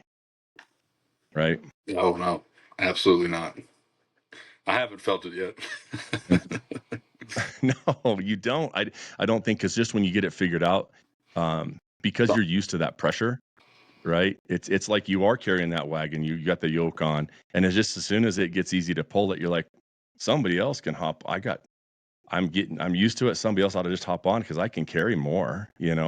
I can keep pulling. Right. And so let's just throw more weight in there and just let me. I'm the horse, right? I'm good. Let's go, right? Yeah, and there's that romantic. the romantic. I don't know what you call it, but that thought in me that's like, hey, if I load up too much and load down and push until I die, then that's okay. At least I went out pushing and not the opposite. So it's like I embrace the more and more load me down, but then I look at how much me being weighed down affects my wife and kids, and how much time, how much intentional time I can have with my kids each day. When I'm weighed down with saying yes to everybody, trying to help everybody, I'm not being who they need me to be. That's the hard thing for me, that I've been able to finally click and be like, look, for me to say no to a lot of people isn't selfish. It's actually the most selfless thing I can do as a father, so I can make sure I'm not saddling myself up with other people's emotional problems, physical problems, helping them mow whatever it is. Yeah. So I'm not around and I'm not saying not help people. I'm just saying keep your focus on what's important. And saying yes to everybody and everything doesn't help your kids at all. It's a hard habit to break. I really had a lot of that. Coming up, just getting my own. I mean, I moved the day after I graduated. I moved to the town I was going to go to college in, and so I had to make my own way. Right, I had $800 in my pocket and no place to live yet. Right, and so starting from there and getting just working my way into life, you just learn to say yes to everything. Right, so you say yes to every opportunity. You say yes to every little job, every little side gig. Whatever it is, you go, yeah, I'll carry that. Yes. Right. And so I think there's just this moment where you're working through life and you've said yes, and that served you really well. And then there's a moment where you got to learn, like, now you got to start saying no, because now you've got priorities. Yep. You've started a couple fights you got to finish here. Yeah. And so I can't step away from this. This is what I got to be doing. And so, but it's hard when, like you said, you just you recalibrate it, I guess. Like you reset your goals or whatever, wherever you're at with that. But it is reprioritizing and going, these are the things I say yes to, therefore, right, I have to say no to. No. Yeah. And that's hard for people if you've always been somebody that always shows up for everybody. There's an adjustment phase, and a lot of people don't understand it, and they get the feelings hurt, and you gotta be like, look, it has nothing personal, I promise. But it comes with a lot. Once you decide to do that, it comes with a lot of resistance that makes you want to go right back to doing it, because everybody's not happy with you, and it's like it takes a lot of self-discipline and self-awareness and just honestly emotional grit to do that. Yeah, and it's a clarity thing. I had that when I trained for 3 different Olympics, right, and I used a highlighter in my planner, and in those years where I was just so focused on that training, I had a yellow, I forget, it doesn't matter, yellow, orange, and green highlighter, let's say, right? And I had 3 priorities, and it was my wife, my training, and my work. And I didn't have another color highlighter. That was it. Right. And so if somebody asked for something, I said, I don't have a color for that. I'm sorry. I've got a page and it's got one of 3 colors on it, and you don't fit into one of those 3. And I mean, I have friends even still, they'll be like, man, you said no to everything. You weren't there. But there was these great kind of, there's times in life where you just had those priorities of like, I get up, my feet at the ground, I know exactly what I'm doing today. And it is one of 3 things, right? Yeah. It's either I am grinding at work, I am in the weight room, I'm on the track, and I'm going hard, and the phone is off, the phone's in the truck. There is no, you're in a coffee meeting with somebody, you're kind of looking at your phone, you know what I mean? And you're a little solo, you're kind of distracted. It was none of that, right? It was like, that gets put away. I'm here and I'm only here. And then to the next thing. And this is what I do, right? With full intention. And it feels really good to have that level of clarity. And again, admittedly, I didn't have my kids then, so that makes it a lot easier.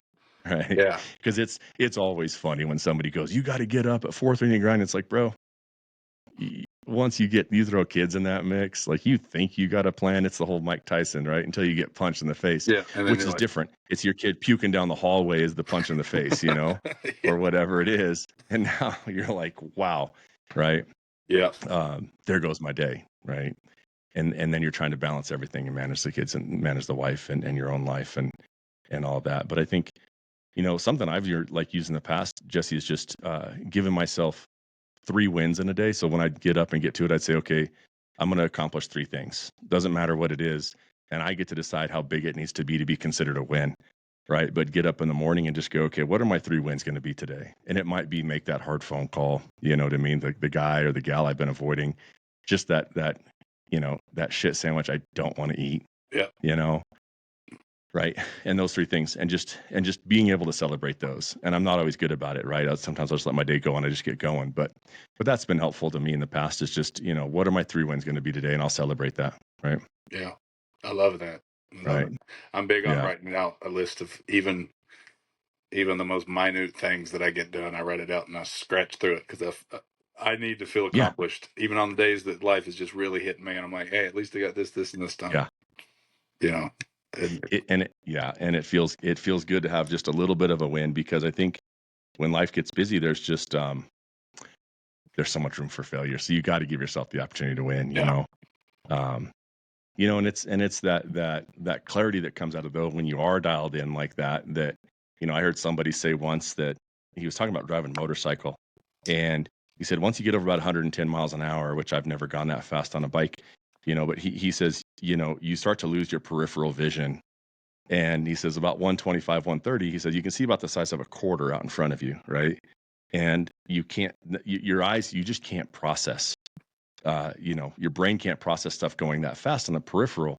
And it really, I thought about that a lot with life and just all the kind of the bullshit that comes up. And you go, man, if I am so focused on just the things that I want to do, you don't even have to say no to some of those things. They become peripheral, blurry. You know what I mean? Exactly. Because you're so focused on, like, for you, it's like, I'm focused on my kids and my writing and this.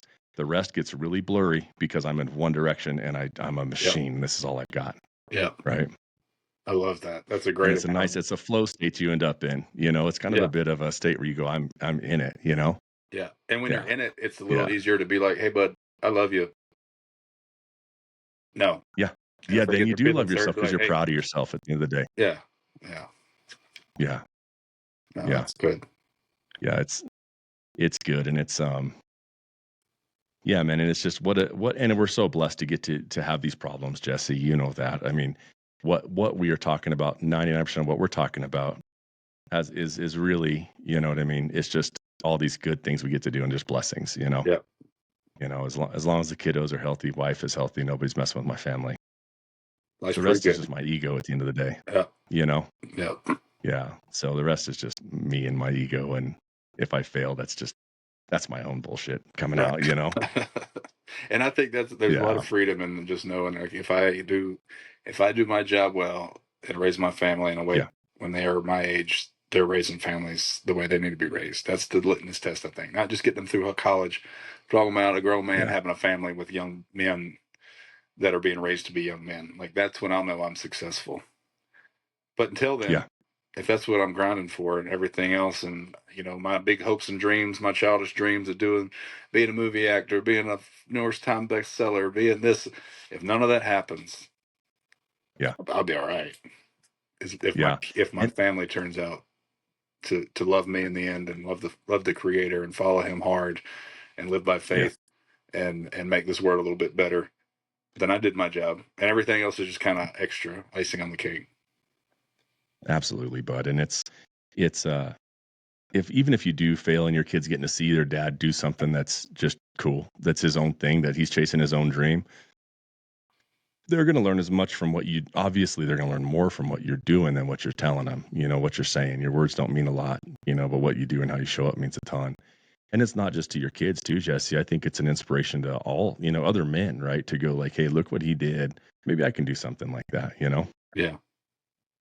Yeah. It's inspiring when, last summer I was in Normandy doing a project on the 80th anniversary of D-Day, and I got to spend a month in France, and then went and did the running of the bulls in Spain, and did a whole trip there, and got to go to Paris and go to the Devil Dog Fountain, and went to Denmark, and went all these cool places. And I never thought that a kid from Mississippi would be able to not only do it, but then get paid to do it and actually do it for work. I was like, it was to me, it was huge life. And then when I get home, my kids are like, I can't believe you went to Paris without me. I was like, you were the coolest person, but I'm very mad at you. Like, how could you do all these things? And it makes me just like, I hope that through the lifestyle that we're living, that they keep those dreams. Like, I can do it. Like, if I was able to go run with the bulls with a wife and 6 kids, like, I was able to make it happen without them feeling neglected. It's not like I'm just a guy that's always gone.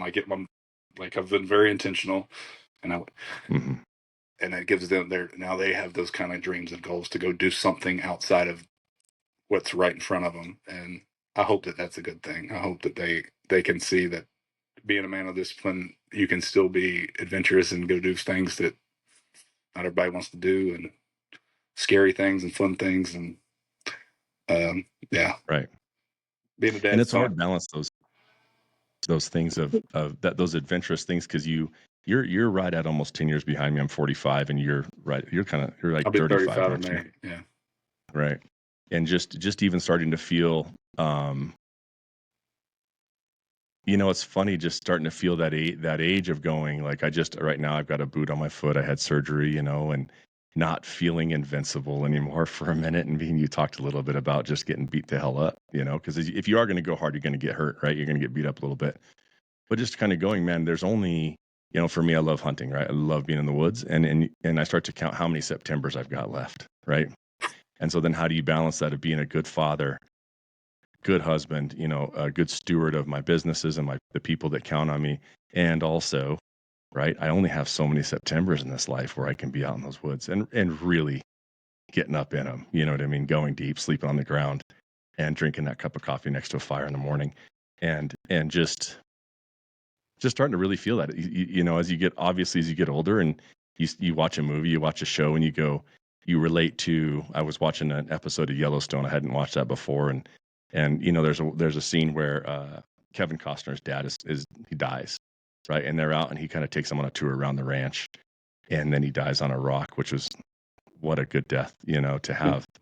Lucky him. But just you start to kind of go, you relate a little bit to Kevin, and he's probably in his 40s, right there, or 50s, but also the old man too. And you go, man, that's fast approaching, right? Yeah. It is. It'll be here before we know it, and you're done. And someone's got to help you on your horse and help you off your horse, right?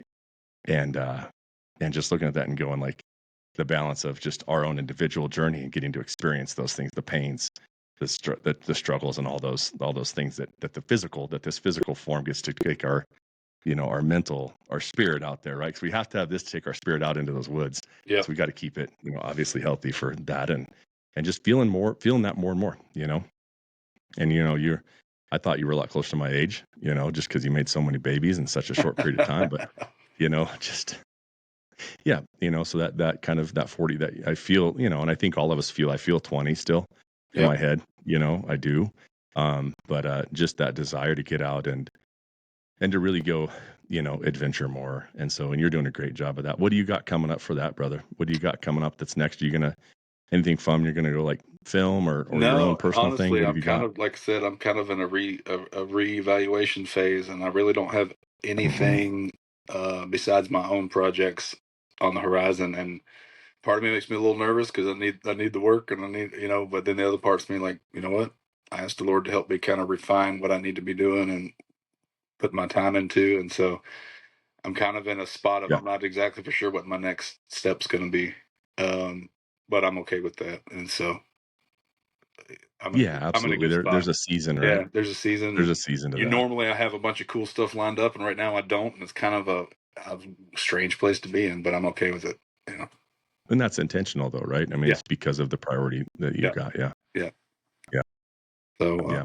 What do you do? Because the thing that kind of made me squirm when you were saying that is, I use that so much more. I use the woods, whether it's hunting or fishing, I use it to just to go recenter, recalibrate, get time, just quiet time with myself. What do you do for that then, brother? Like, what do you do to go get that space and get yourself kind of just centered up?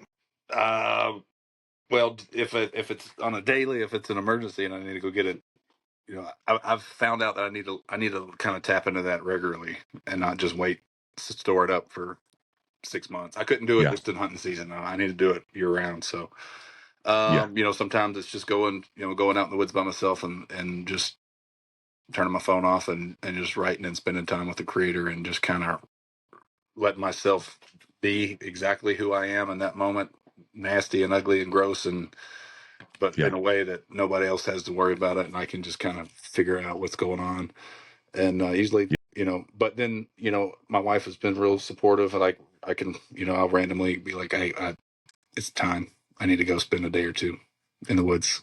And I'll just go camp by Yeah. myself and kind of reset, refocus, and every Yeah. single time when I get back, I'm, you know, I have a recenter of what I need to be doing, and so yeah, just time alone. Even Jesus did it. He got up early and went up to the mountain Yeah. by himself and prayed. He just, he got, Yep. it's not a selfish thing to get alone and just figure out where we're at and what we need No. to do next. Yeah, and I think that awareness of knowing you get back and you go, man, I've got so much more energy, for these guys. It's just, I think it's just that static, it just builds up, Yep. right? I think we have to take a little step away and let that static kind of come off of us, clear out. And then again, that priority thing, I feel it when I go to the woods. It usually takes me like say a 4 to 5 day time when I'm out there. But as you turn the cell phone back on, you get to the truck and you sit down and you feel yourself kind of the awareness of what you're actually plugging, like those leads you let plug back into you, and that do take energy. Some of them you can't wait, right? You can't wait to call your wife and your kids and say, hey, I love you guys, missed you a ton, can't wait to get back, right? But there's others that you kind of go, oh, that doesn't feel good, it's I draining, don't like it. I wish I Yep. didn't have to plug it back on. Yeah, I don't like it. Yeah. Right? What was I ever doing saying yes to this Yeah. this commitment I made? And I Right? think that's the beauty of So doing it's it just, often is you can kind of regauge, all right, what is it exactly that's stressing me out? That's bothering me. Because a lot of yeah, times I don't really know what it is until something like that where I'm like, all right, I'm plugging it back in. I'm like, oh, that's what it is. I don't like that at all. yeah, Let's try not to do that. yeah, Let's figure out how to try to avoid that going forward.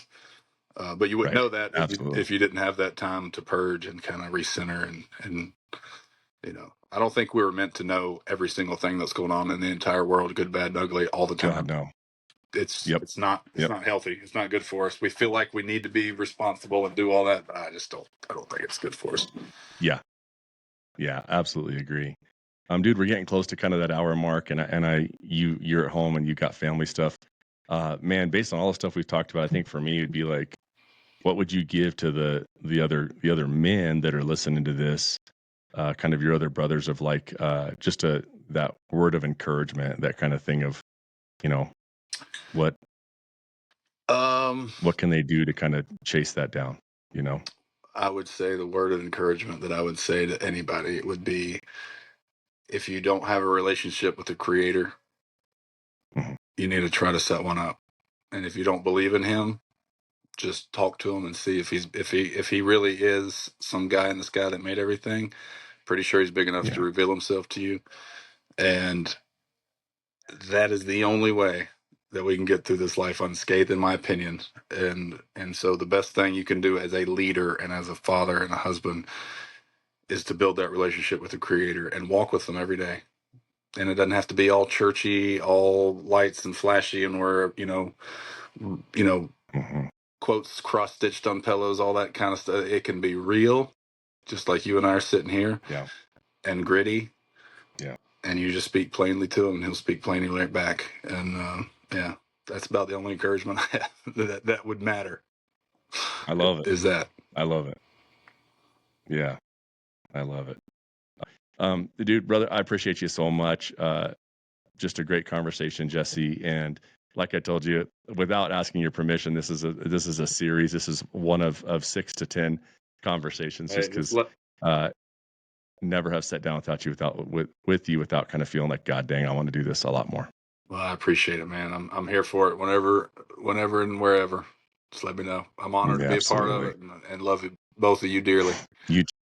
Love you tons, man. Tell your wife and your kids, I don't know them, but tell them so much. Just tell them thank you for your time and energy too, because sure will. I know that we borrow from them what we get from you, and so I appreciate them. Okay. Well, we appreciate y'all. Y'all be good. All right, brother. Thank you. Be good, brother. Tyrell, do you have anything? I know we both definitely have things we want to talk about, but first off with you, like, what'd you hear from Jesse? What was something that you're just like, damn, and you kind of were left chewing on it? Just for starters, the name of the podcast, right? Take a Knee and Bleed. Yeah. And you spent your time there asking him what that some advice would be to a younger version of himself, right? And that it's okay. His quote was, "It's okay to take a knee and bleed." Yeah. And you had him expand on that, but that's something I think you can just. That's one of those that hits hard in your own way, right? Yeah. And wow, as men.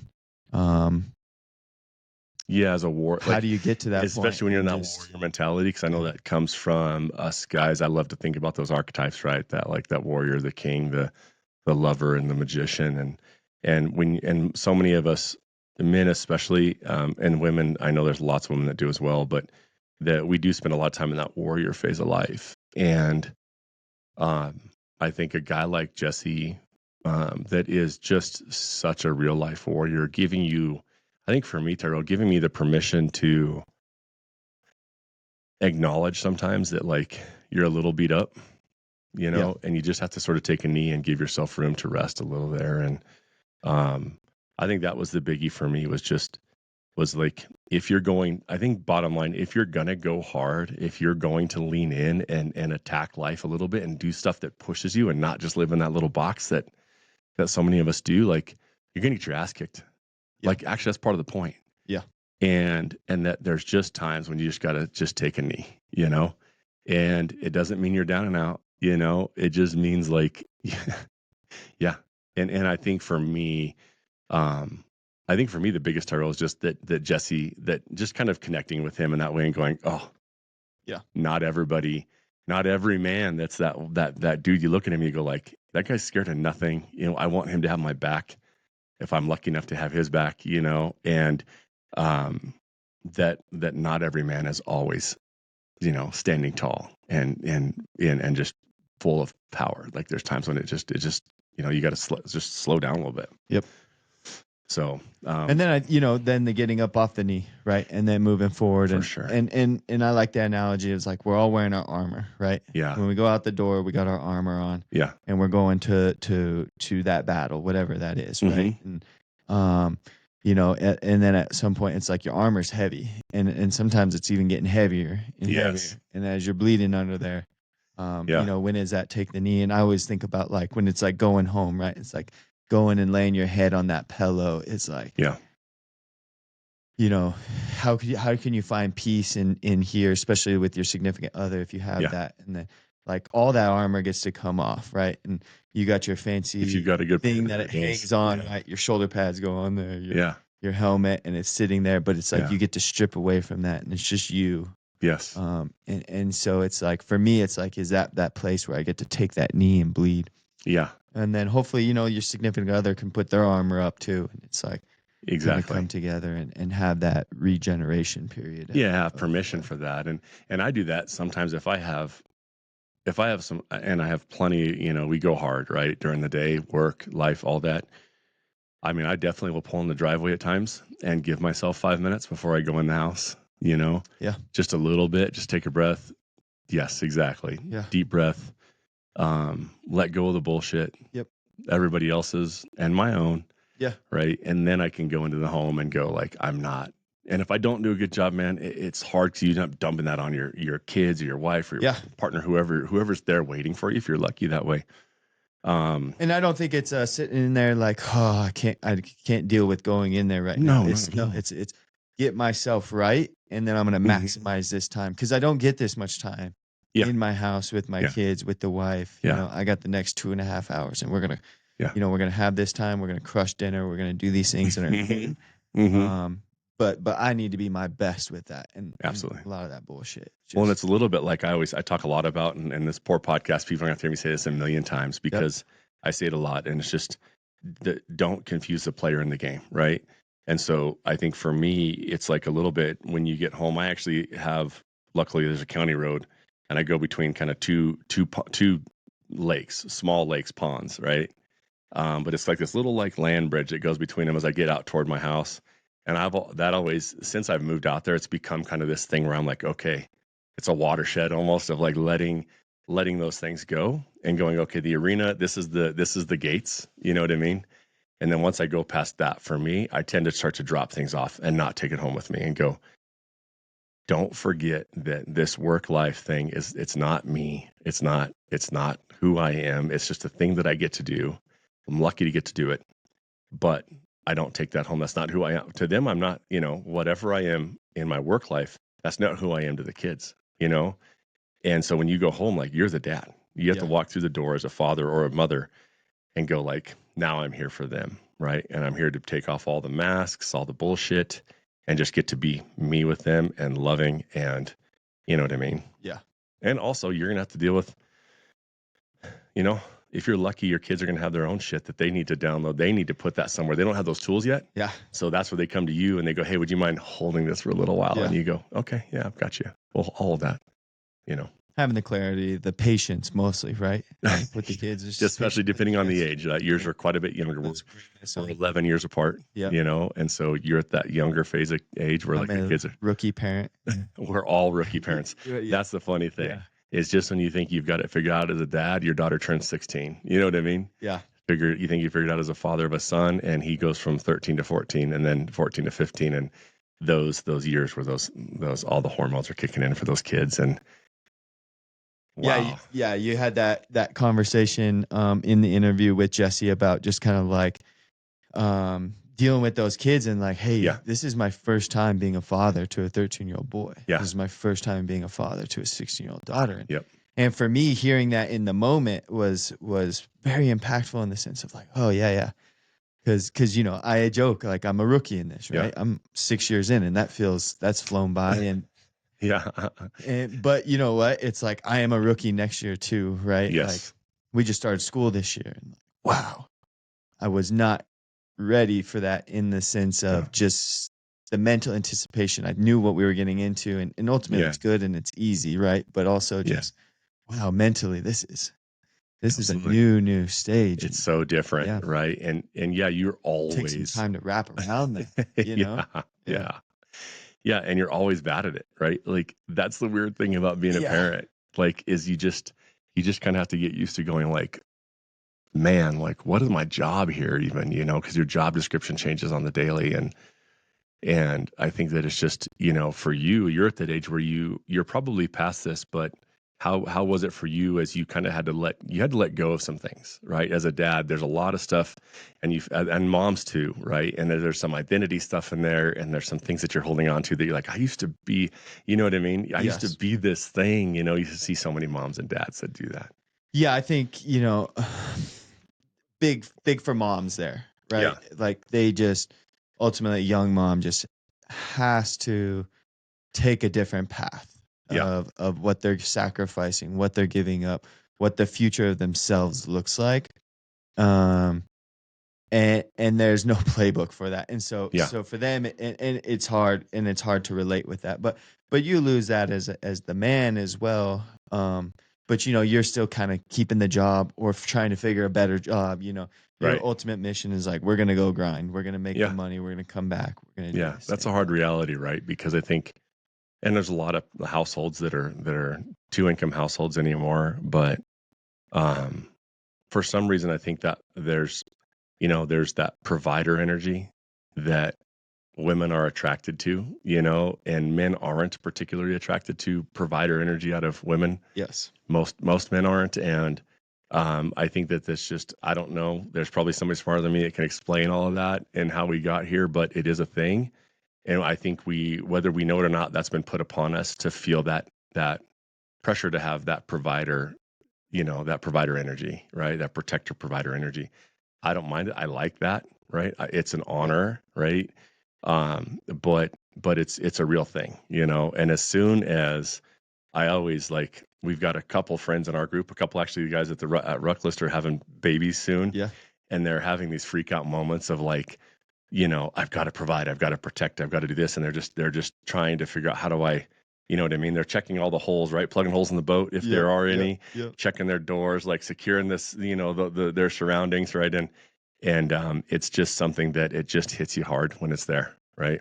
And then there's going to be the other phase where they're going to have to. Then they don't realize that there's things they have to let go of that they've been holding on to, and there's a whole process there. And just back to it, right? Is you're going to learn. Every situation is different as they're Yes. growing as kids, as your spouse, your significant other is growing as an individual human in their new role. Yeah. Meshing, making that job, and your new partnership that is now dynamically changed.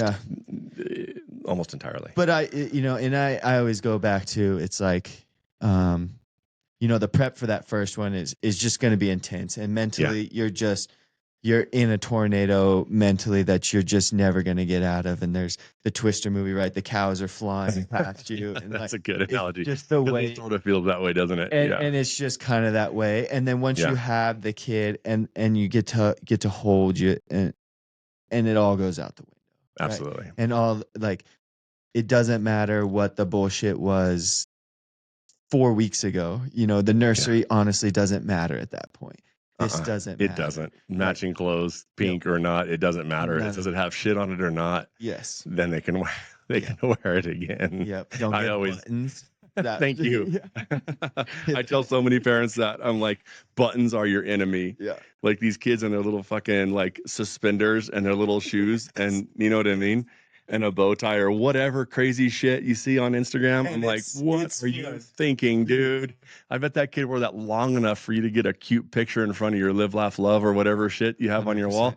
And then it was gone, and stuff went back to chaos immediately. And then be okay with that chaos, right? Get your cute picture, get your awesomeness, because it's fun. Yeah. But also understand that those shoes might not last this Christmas, right? They're going outside, they're getting trashed. Dude, when I give you gifts for the kids' birthdays, I'm always like, here's some plastic you get to throw away in 6 months, know?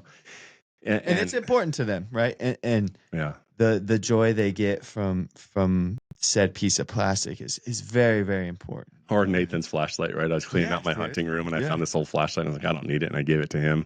Yeah. And he said, it's like his favorite little toy right now, right? Yeah. Throwing down last night, trying to get him to fall asleep. And I'm actually falling asleep and he's not. And he's running his flashlight. I sent you a picture of me kind of coming back to awake and the flashlight's going around. Well, and it's funny because that's just him. That's his first little sense of adventure, right? Yeah. What's out there in the dark? Yeah. Can I shine a light on it? Yeah. Can I go see? And this is a kid who sleeps with his light on. Yeah. Every night. Right? Yeah. But now he wants to go into the basement with his flashlight, go and venture the dark. Yeah. And then just brings up a toy that, doesn't he's matter. had forever, but something he thinks he found it, right? And that's all we're doing every day. That's a good one. Is we're just redoing what we did as a little kid and went what can I go explore? What's new? What don't I know that's out there? Can I find a new creek bed, a new cliff to sit on? Can I, what I mean? What animal, if you're hunting, might be out there? Yeah. Or if you're fishing, can I float this river or that? And fishing, especially for me, who knows what's down in there? I floated the Arkansas River this week and it's got some deep, dark swirlies, as Nate would say. And it's even him as a guy who guides that thing 5 days a week. Yeah. Every time we would go by this rock, he goes, I always wonder what's down in the bottom of that right there. Because it's deep. It's probably 20 feet deep, big boulders in a canyon. Yeah. And it's just that same thing. That's why fishing is fun. I think everybody goes, I wonder what's in there, you know? Yeah. So, what else do you pick up from Jesse, man? Jesse was talking about kind of having that imposter syndrome, right?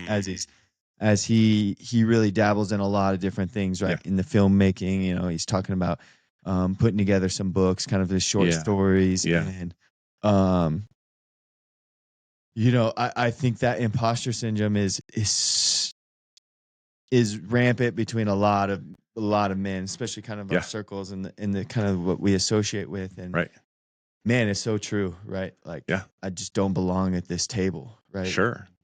Yeah, I even feel it at this table, right? Like as we talk kind of on a podcast, and there's a big piece of me that goes, why do we need who needs another two dudes talking shit? You know what I mean? Another podcast. There's so many out there already. 100%.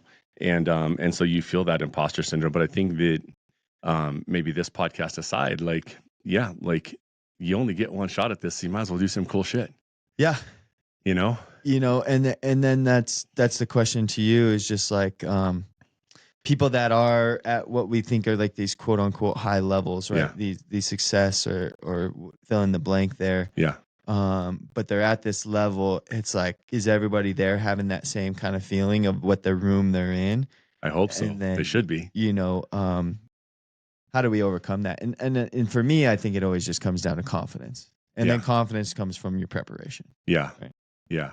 I think that anybody that's finally seen the backside of a dream, and gone far enough, like they're going to inevitably feel that imposter syndrome thing come up a little bit, just because you finally get there, you look around and you go, do I belong with these people? Do I deserve to be here? Right. I know I did the work, but do I deserve to be in this room with these people? But I think that the fun thing is when you finally do, and I've been able to be around quite a few people that have maybe got quote unquote got there, had those really big successes in life. And the conversation, if you're having a real conversation, it just doesn't change. It's the same thing every day that we just finished talking about with, you get home, you got to shed those layers you wear in the armor, you got to take a knee and bleed. They all take a knee and bleed when they have to, right? Nobody is always up and always dialed in, and so I think that's just it's a blessing to get to find to find that when you get to look behind the curtain with them and go like, they're no different than us, professional athletes, people that have been to Super Bowls, all of that. You get to have a real conversation with some of those guys and you go like, oh, so you still have that thing where you're trying to get your son to put his shoes on in the morning, you get out the door and you're late, slinging an egg sandwich at him. You know what I mean? Yeah. Right. Or you're still getting home late and giving those kids a kiss on the forehead, or you're leaving early. Yeah. And going like, dad's got to go grind. You know what I mean? Or mom's got to go grind. And it's still that same. It's still the same thing. And we want the grind. We want that, right? Like the worst thing that can happen to some of those guys is taking that away, taking away that purpose, right? Finally accomplishing on the other side of that imposter syndrome is finally getting everything you thought you wanted. Yes. And then finding that like, I got here, I got to see it. I made it to the quote unquote big show and nothing has changed. I go back to the house, I go back to work on Monday and here I am. And I'm still just me, after all that said and done. I did everything I thought I was supposed to do and I'm still just me. Right. And I think that's part of it is people struggle with that too. So yeah. I mean, I think it's, and that's part of this whole podcast, man, is just getting to meet people that are walking down that road. Yeah. Have that conversation. Hey, along the way, what have you seen? Yes. Yeah. And being like the messaging is always out there, right? Yeah. You can get it from 50 different sources this morning. Yeah. Of maybe what you're looking for. Look around, bro. Just a little bit. Tell you, and it's going to be a little tweak here. Just find that message that kind of hits there for you. Yeah. Yeah. And I think and you and I have talked a lot about this, but even you kind of going like, I've got these dreams, you with me, we do, our normal day job outside of getting to work with RuckList is we're in the construction world. You know what I mean? Yep. And you kind of going like, I don't like this. I'm good at it, unfortunately, because that's what we grew up doing, right? Yeah. It's like when you're a poor kid, you learn a lot of things. Yeah. Like that whole, how'd you learn how to do this? You're like, I was poor. How do you know to change your brakes, change your oil, change out a water heater, replace a window, repair carpet? Like when you're poor, you do it all. You don't call people for that stuff. You just do it. Or you're the guy people are calling once you do figure it out, right? Yep. But you find yourself going, I don't want to do this, right? And for me, being one of the younger in the family, just for instance, I can remember wanting to carry shingles on a roof because I was too young to be able to do it. Because your brothers are going, can I carry 3 bundles at a time? Exactly. Yeah. I got to sit back and really get shown kind of a little bit piece of that work ethic, a little bit of that. And then, cut that learning curve down when it came to just the working with the hands, the construction side of it. And then our other brother, Adam, of course, is, in my mind, the best to whatever he wants to do. Yeah. Like if he picks it up, he's going to put in that work and that mental fortitude and figure it out. And especially on the construction side. So getting to learn from him was huge. Right. Yeah. And so, I have a skill and you don't always notice it either. Right. In that daily grind, you're just like, fuck. Yeah. And then, a friend hits you up and they're like, hey, I got to put some stairs on my deck. Yeah. Yeah. And in my mind, it's like, okay, cool. Yeah, we'll come over. I'll grab everything. We'll be there. And then you're sitting there and he's like, how do you know all this? And in my mind, I'm like, dude, we're just putting up some stringers and we're going to put some boards on here. And it's not perfect, but dude, you're going to have some awesome stairs. Yeah. Yeah. We're going to go on and this is the type of wood we should use for X, Y, and Z. And so, and that's all subconscious, kind of those lessons and the importance of that grind, even whenever that daily is just like, and I think it's natural for us it's natural to what's on the other side of the road. Yeah. Right. Yeah. It's like, I don't have it, so it's probably better. Yeah. Yeah. There's there's curiosity there too. Right. And that's not a true thing. Yeah. Yeah. But I think as humans, we're always kind of like, what's that next? Yeah. What's over that ridge, dude? Yeah. But I also think I think this is maybe specific, not to all of it, not to everybody, but for you and I in particular, like when you start swinging a hammer when you're 12, and you get to 32, like you kind of go like, I've been doing this for 20 years, right? Like that's a career for most people that don't 100%. Really start their work career till they're 22. Yeah. Right. And so then they're looking at say 45 and they're like, I've been doing this a long time. So I think it's natural for those people like us that kind of you grew up in it and you kind of go, I've been doing this for a long time. Like maybe I want to try something different. It's time for a little shift after 20 years of carrying shingles and swinging a hammer and, whatever, digging freaking holes, pouring concrete, all the things we did. Yeah. And most kids that grow up in that trades life, I think it's pretty natural to go like, what else is out there? I've been doing this for 20 years now, right? Like, and I tell, Andrea, my wife, all the time, I'm like, I've already worked like 1.5, maybe 2 careers. If I were to take my total number of hours, I was driving a freaking dump truck when I was in high school delivering rock and, you know what I mean?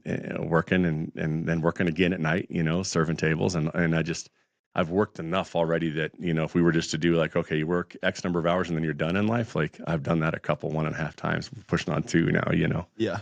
And so, but at the same time, it is nice being, you said that it's like, you're the person people call, Yeah. Yeah. And which is awesome. That's a good thing too. That's a great thing. It's, the ability to, go provide a service to your community is, there's nothing better than that. Absolutely. Right. And I've really felt that when you went to the Army. I remember when you first left town and you were gone, and it was like I have to move a washing machine or I have to, you know what I mean? And you were always like my go-to, like between it was like you and the brothers, you and Adam and Joe, and going like you were always my first text, right? Like going like I got to do this. I want to hit Tyrell up, and then you look at your phone and you go, he's not here anymore, right? And it's a little bit of like a temporary loss, thank God. But I can't imagine those guys that permanently lose their brother. You know what I mean? Or that person, and just that void that it leaves in you going like, he used to be my guy. That was my go-to. You know what I mean? And I can't imagine that, because I thought about that with you, is like, man, I hope that bastard gets some easy job. Yeah. You know what I mean? We had those conversations. Oh, for sure. Because like, man, for me, selfishly, you know what I mean? And I feel like, I deserve to be selfish in that. Like 100%. Like I can't, man, I can't lose you. You know what I mean? And so I can't imagine like permanently losing one of your boys, those people you lean on when you go, I got to move a washing machine, or I got to move a couch, or I got to dig a big hole today, or I got to lay sod in the yard, whatever it is. I guess for me, it's always physical, you know what I mean? Yeah. But also that guy that you just count on to pick up the phone when you're going, I am having a shitty day. You know what I mean? And you go to pick up your phone and look at your phone to kind of dial that number, you know? And actually it's funny, Jesse mentioned, I think that with his dad was that guy, you know, and you saw those moments where you pick up your phone and you go, I'm going to call my dad, you know?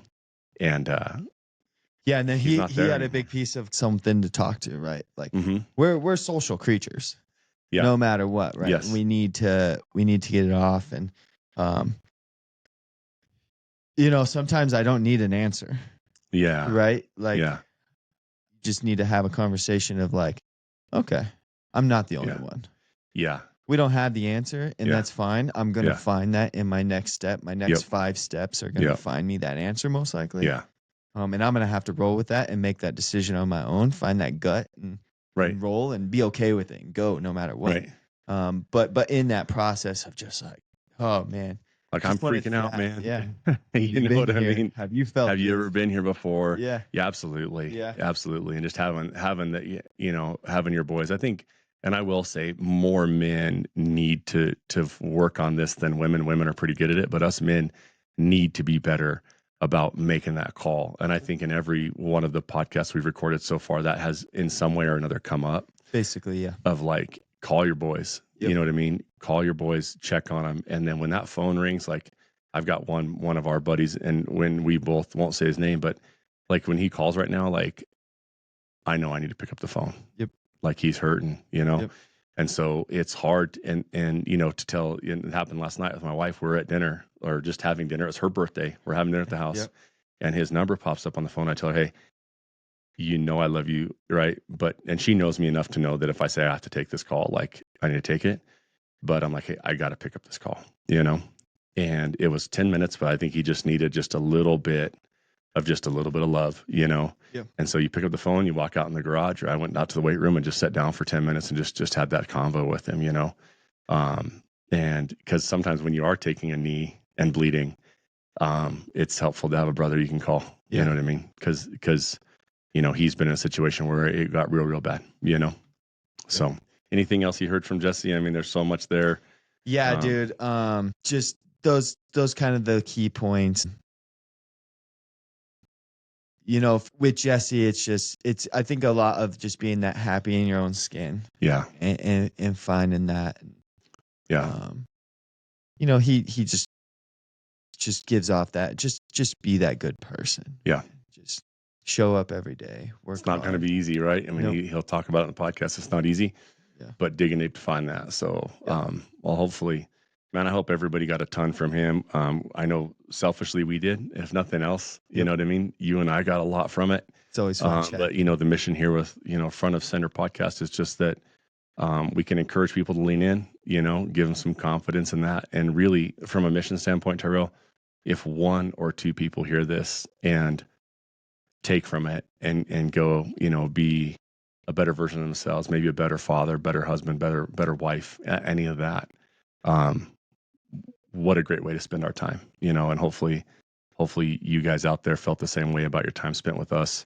We really hope that this is a good message, blesses you, and you can take something from it and just, you know, really go out and lean in a little bit, man. Get front of center, right? Front of center. Yes, lean sir. Lean up and get it going. Yes, sir. I think that's perfect, dude. And until the next one, absolutely, go keep crushing your mountains. Keep going. Yeah. So as we sign off, this is Brian Trainer with my brother Tyrell Trainer. Yes, sir. Yeah. You'll hear me call him Bubba. So that's who he is to me, is Bubba. But the skinniest little white dude in the stand. We get progressively smaller. And I take heat. That's on me, man. I think I ate all the food. Yeah. That's what I always blame it on. Yeah. What are the little Russian stacking dolls? Russian stacking dolls. That's us, man. That's that we do when we get progressively smaller. But that's on you guys. Keep running. You know, if you just live in the weight room like me, then I'll catch up one day. Yeah, exactly. So, all right, guys, family out there, just until we talk to you again here, this is Front of Center Podcast, brought to you by RuckList. And we look forward to talking to you again. See you next week.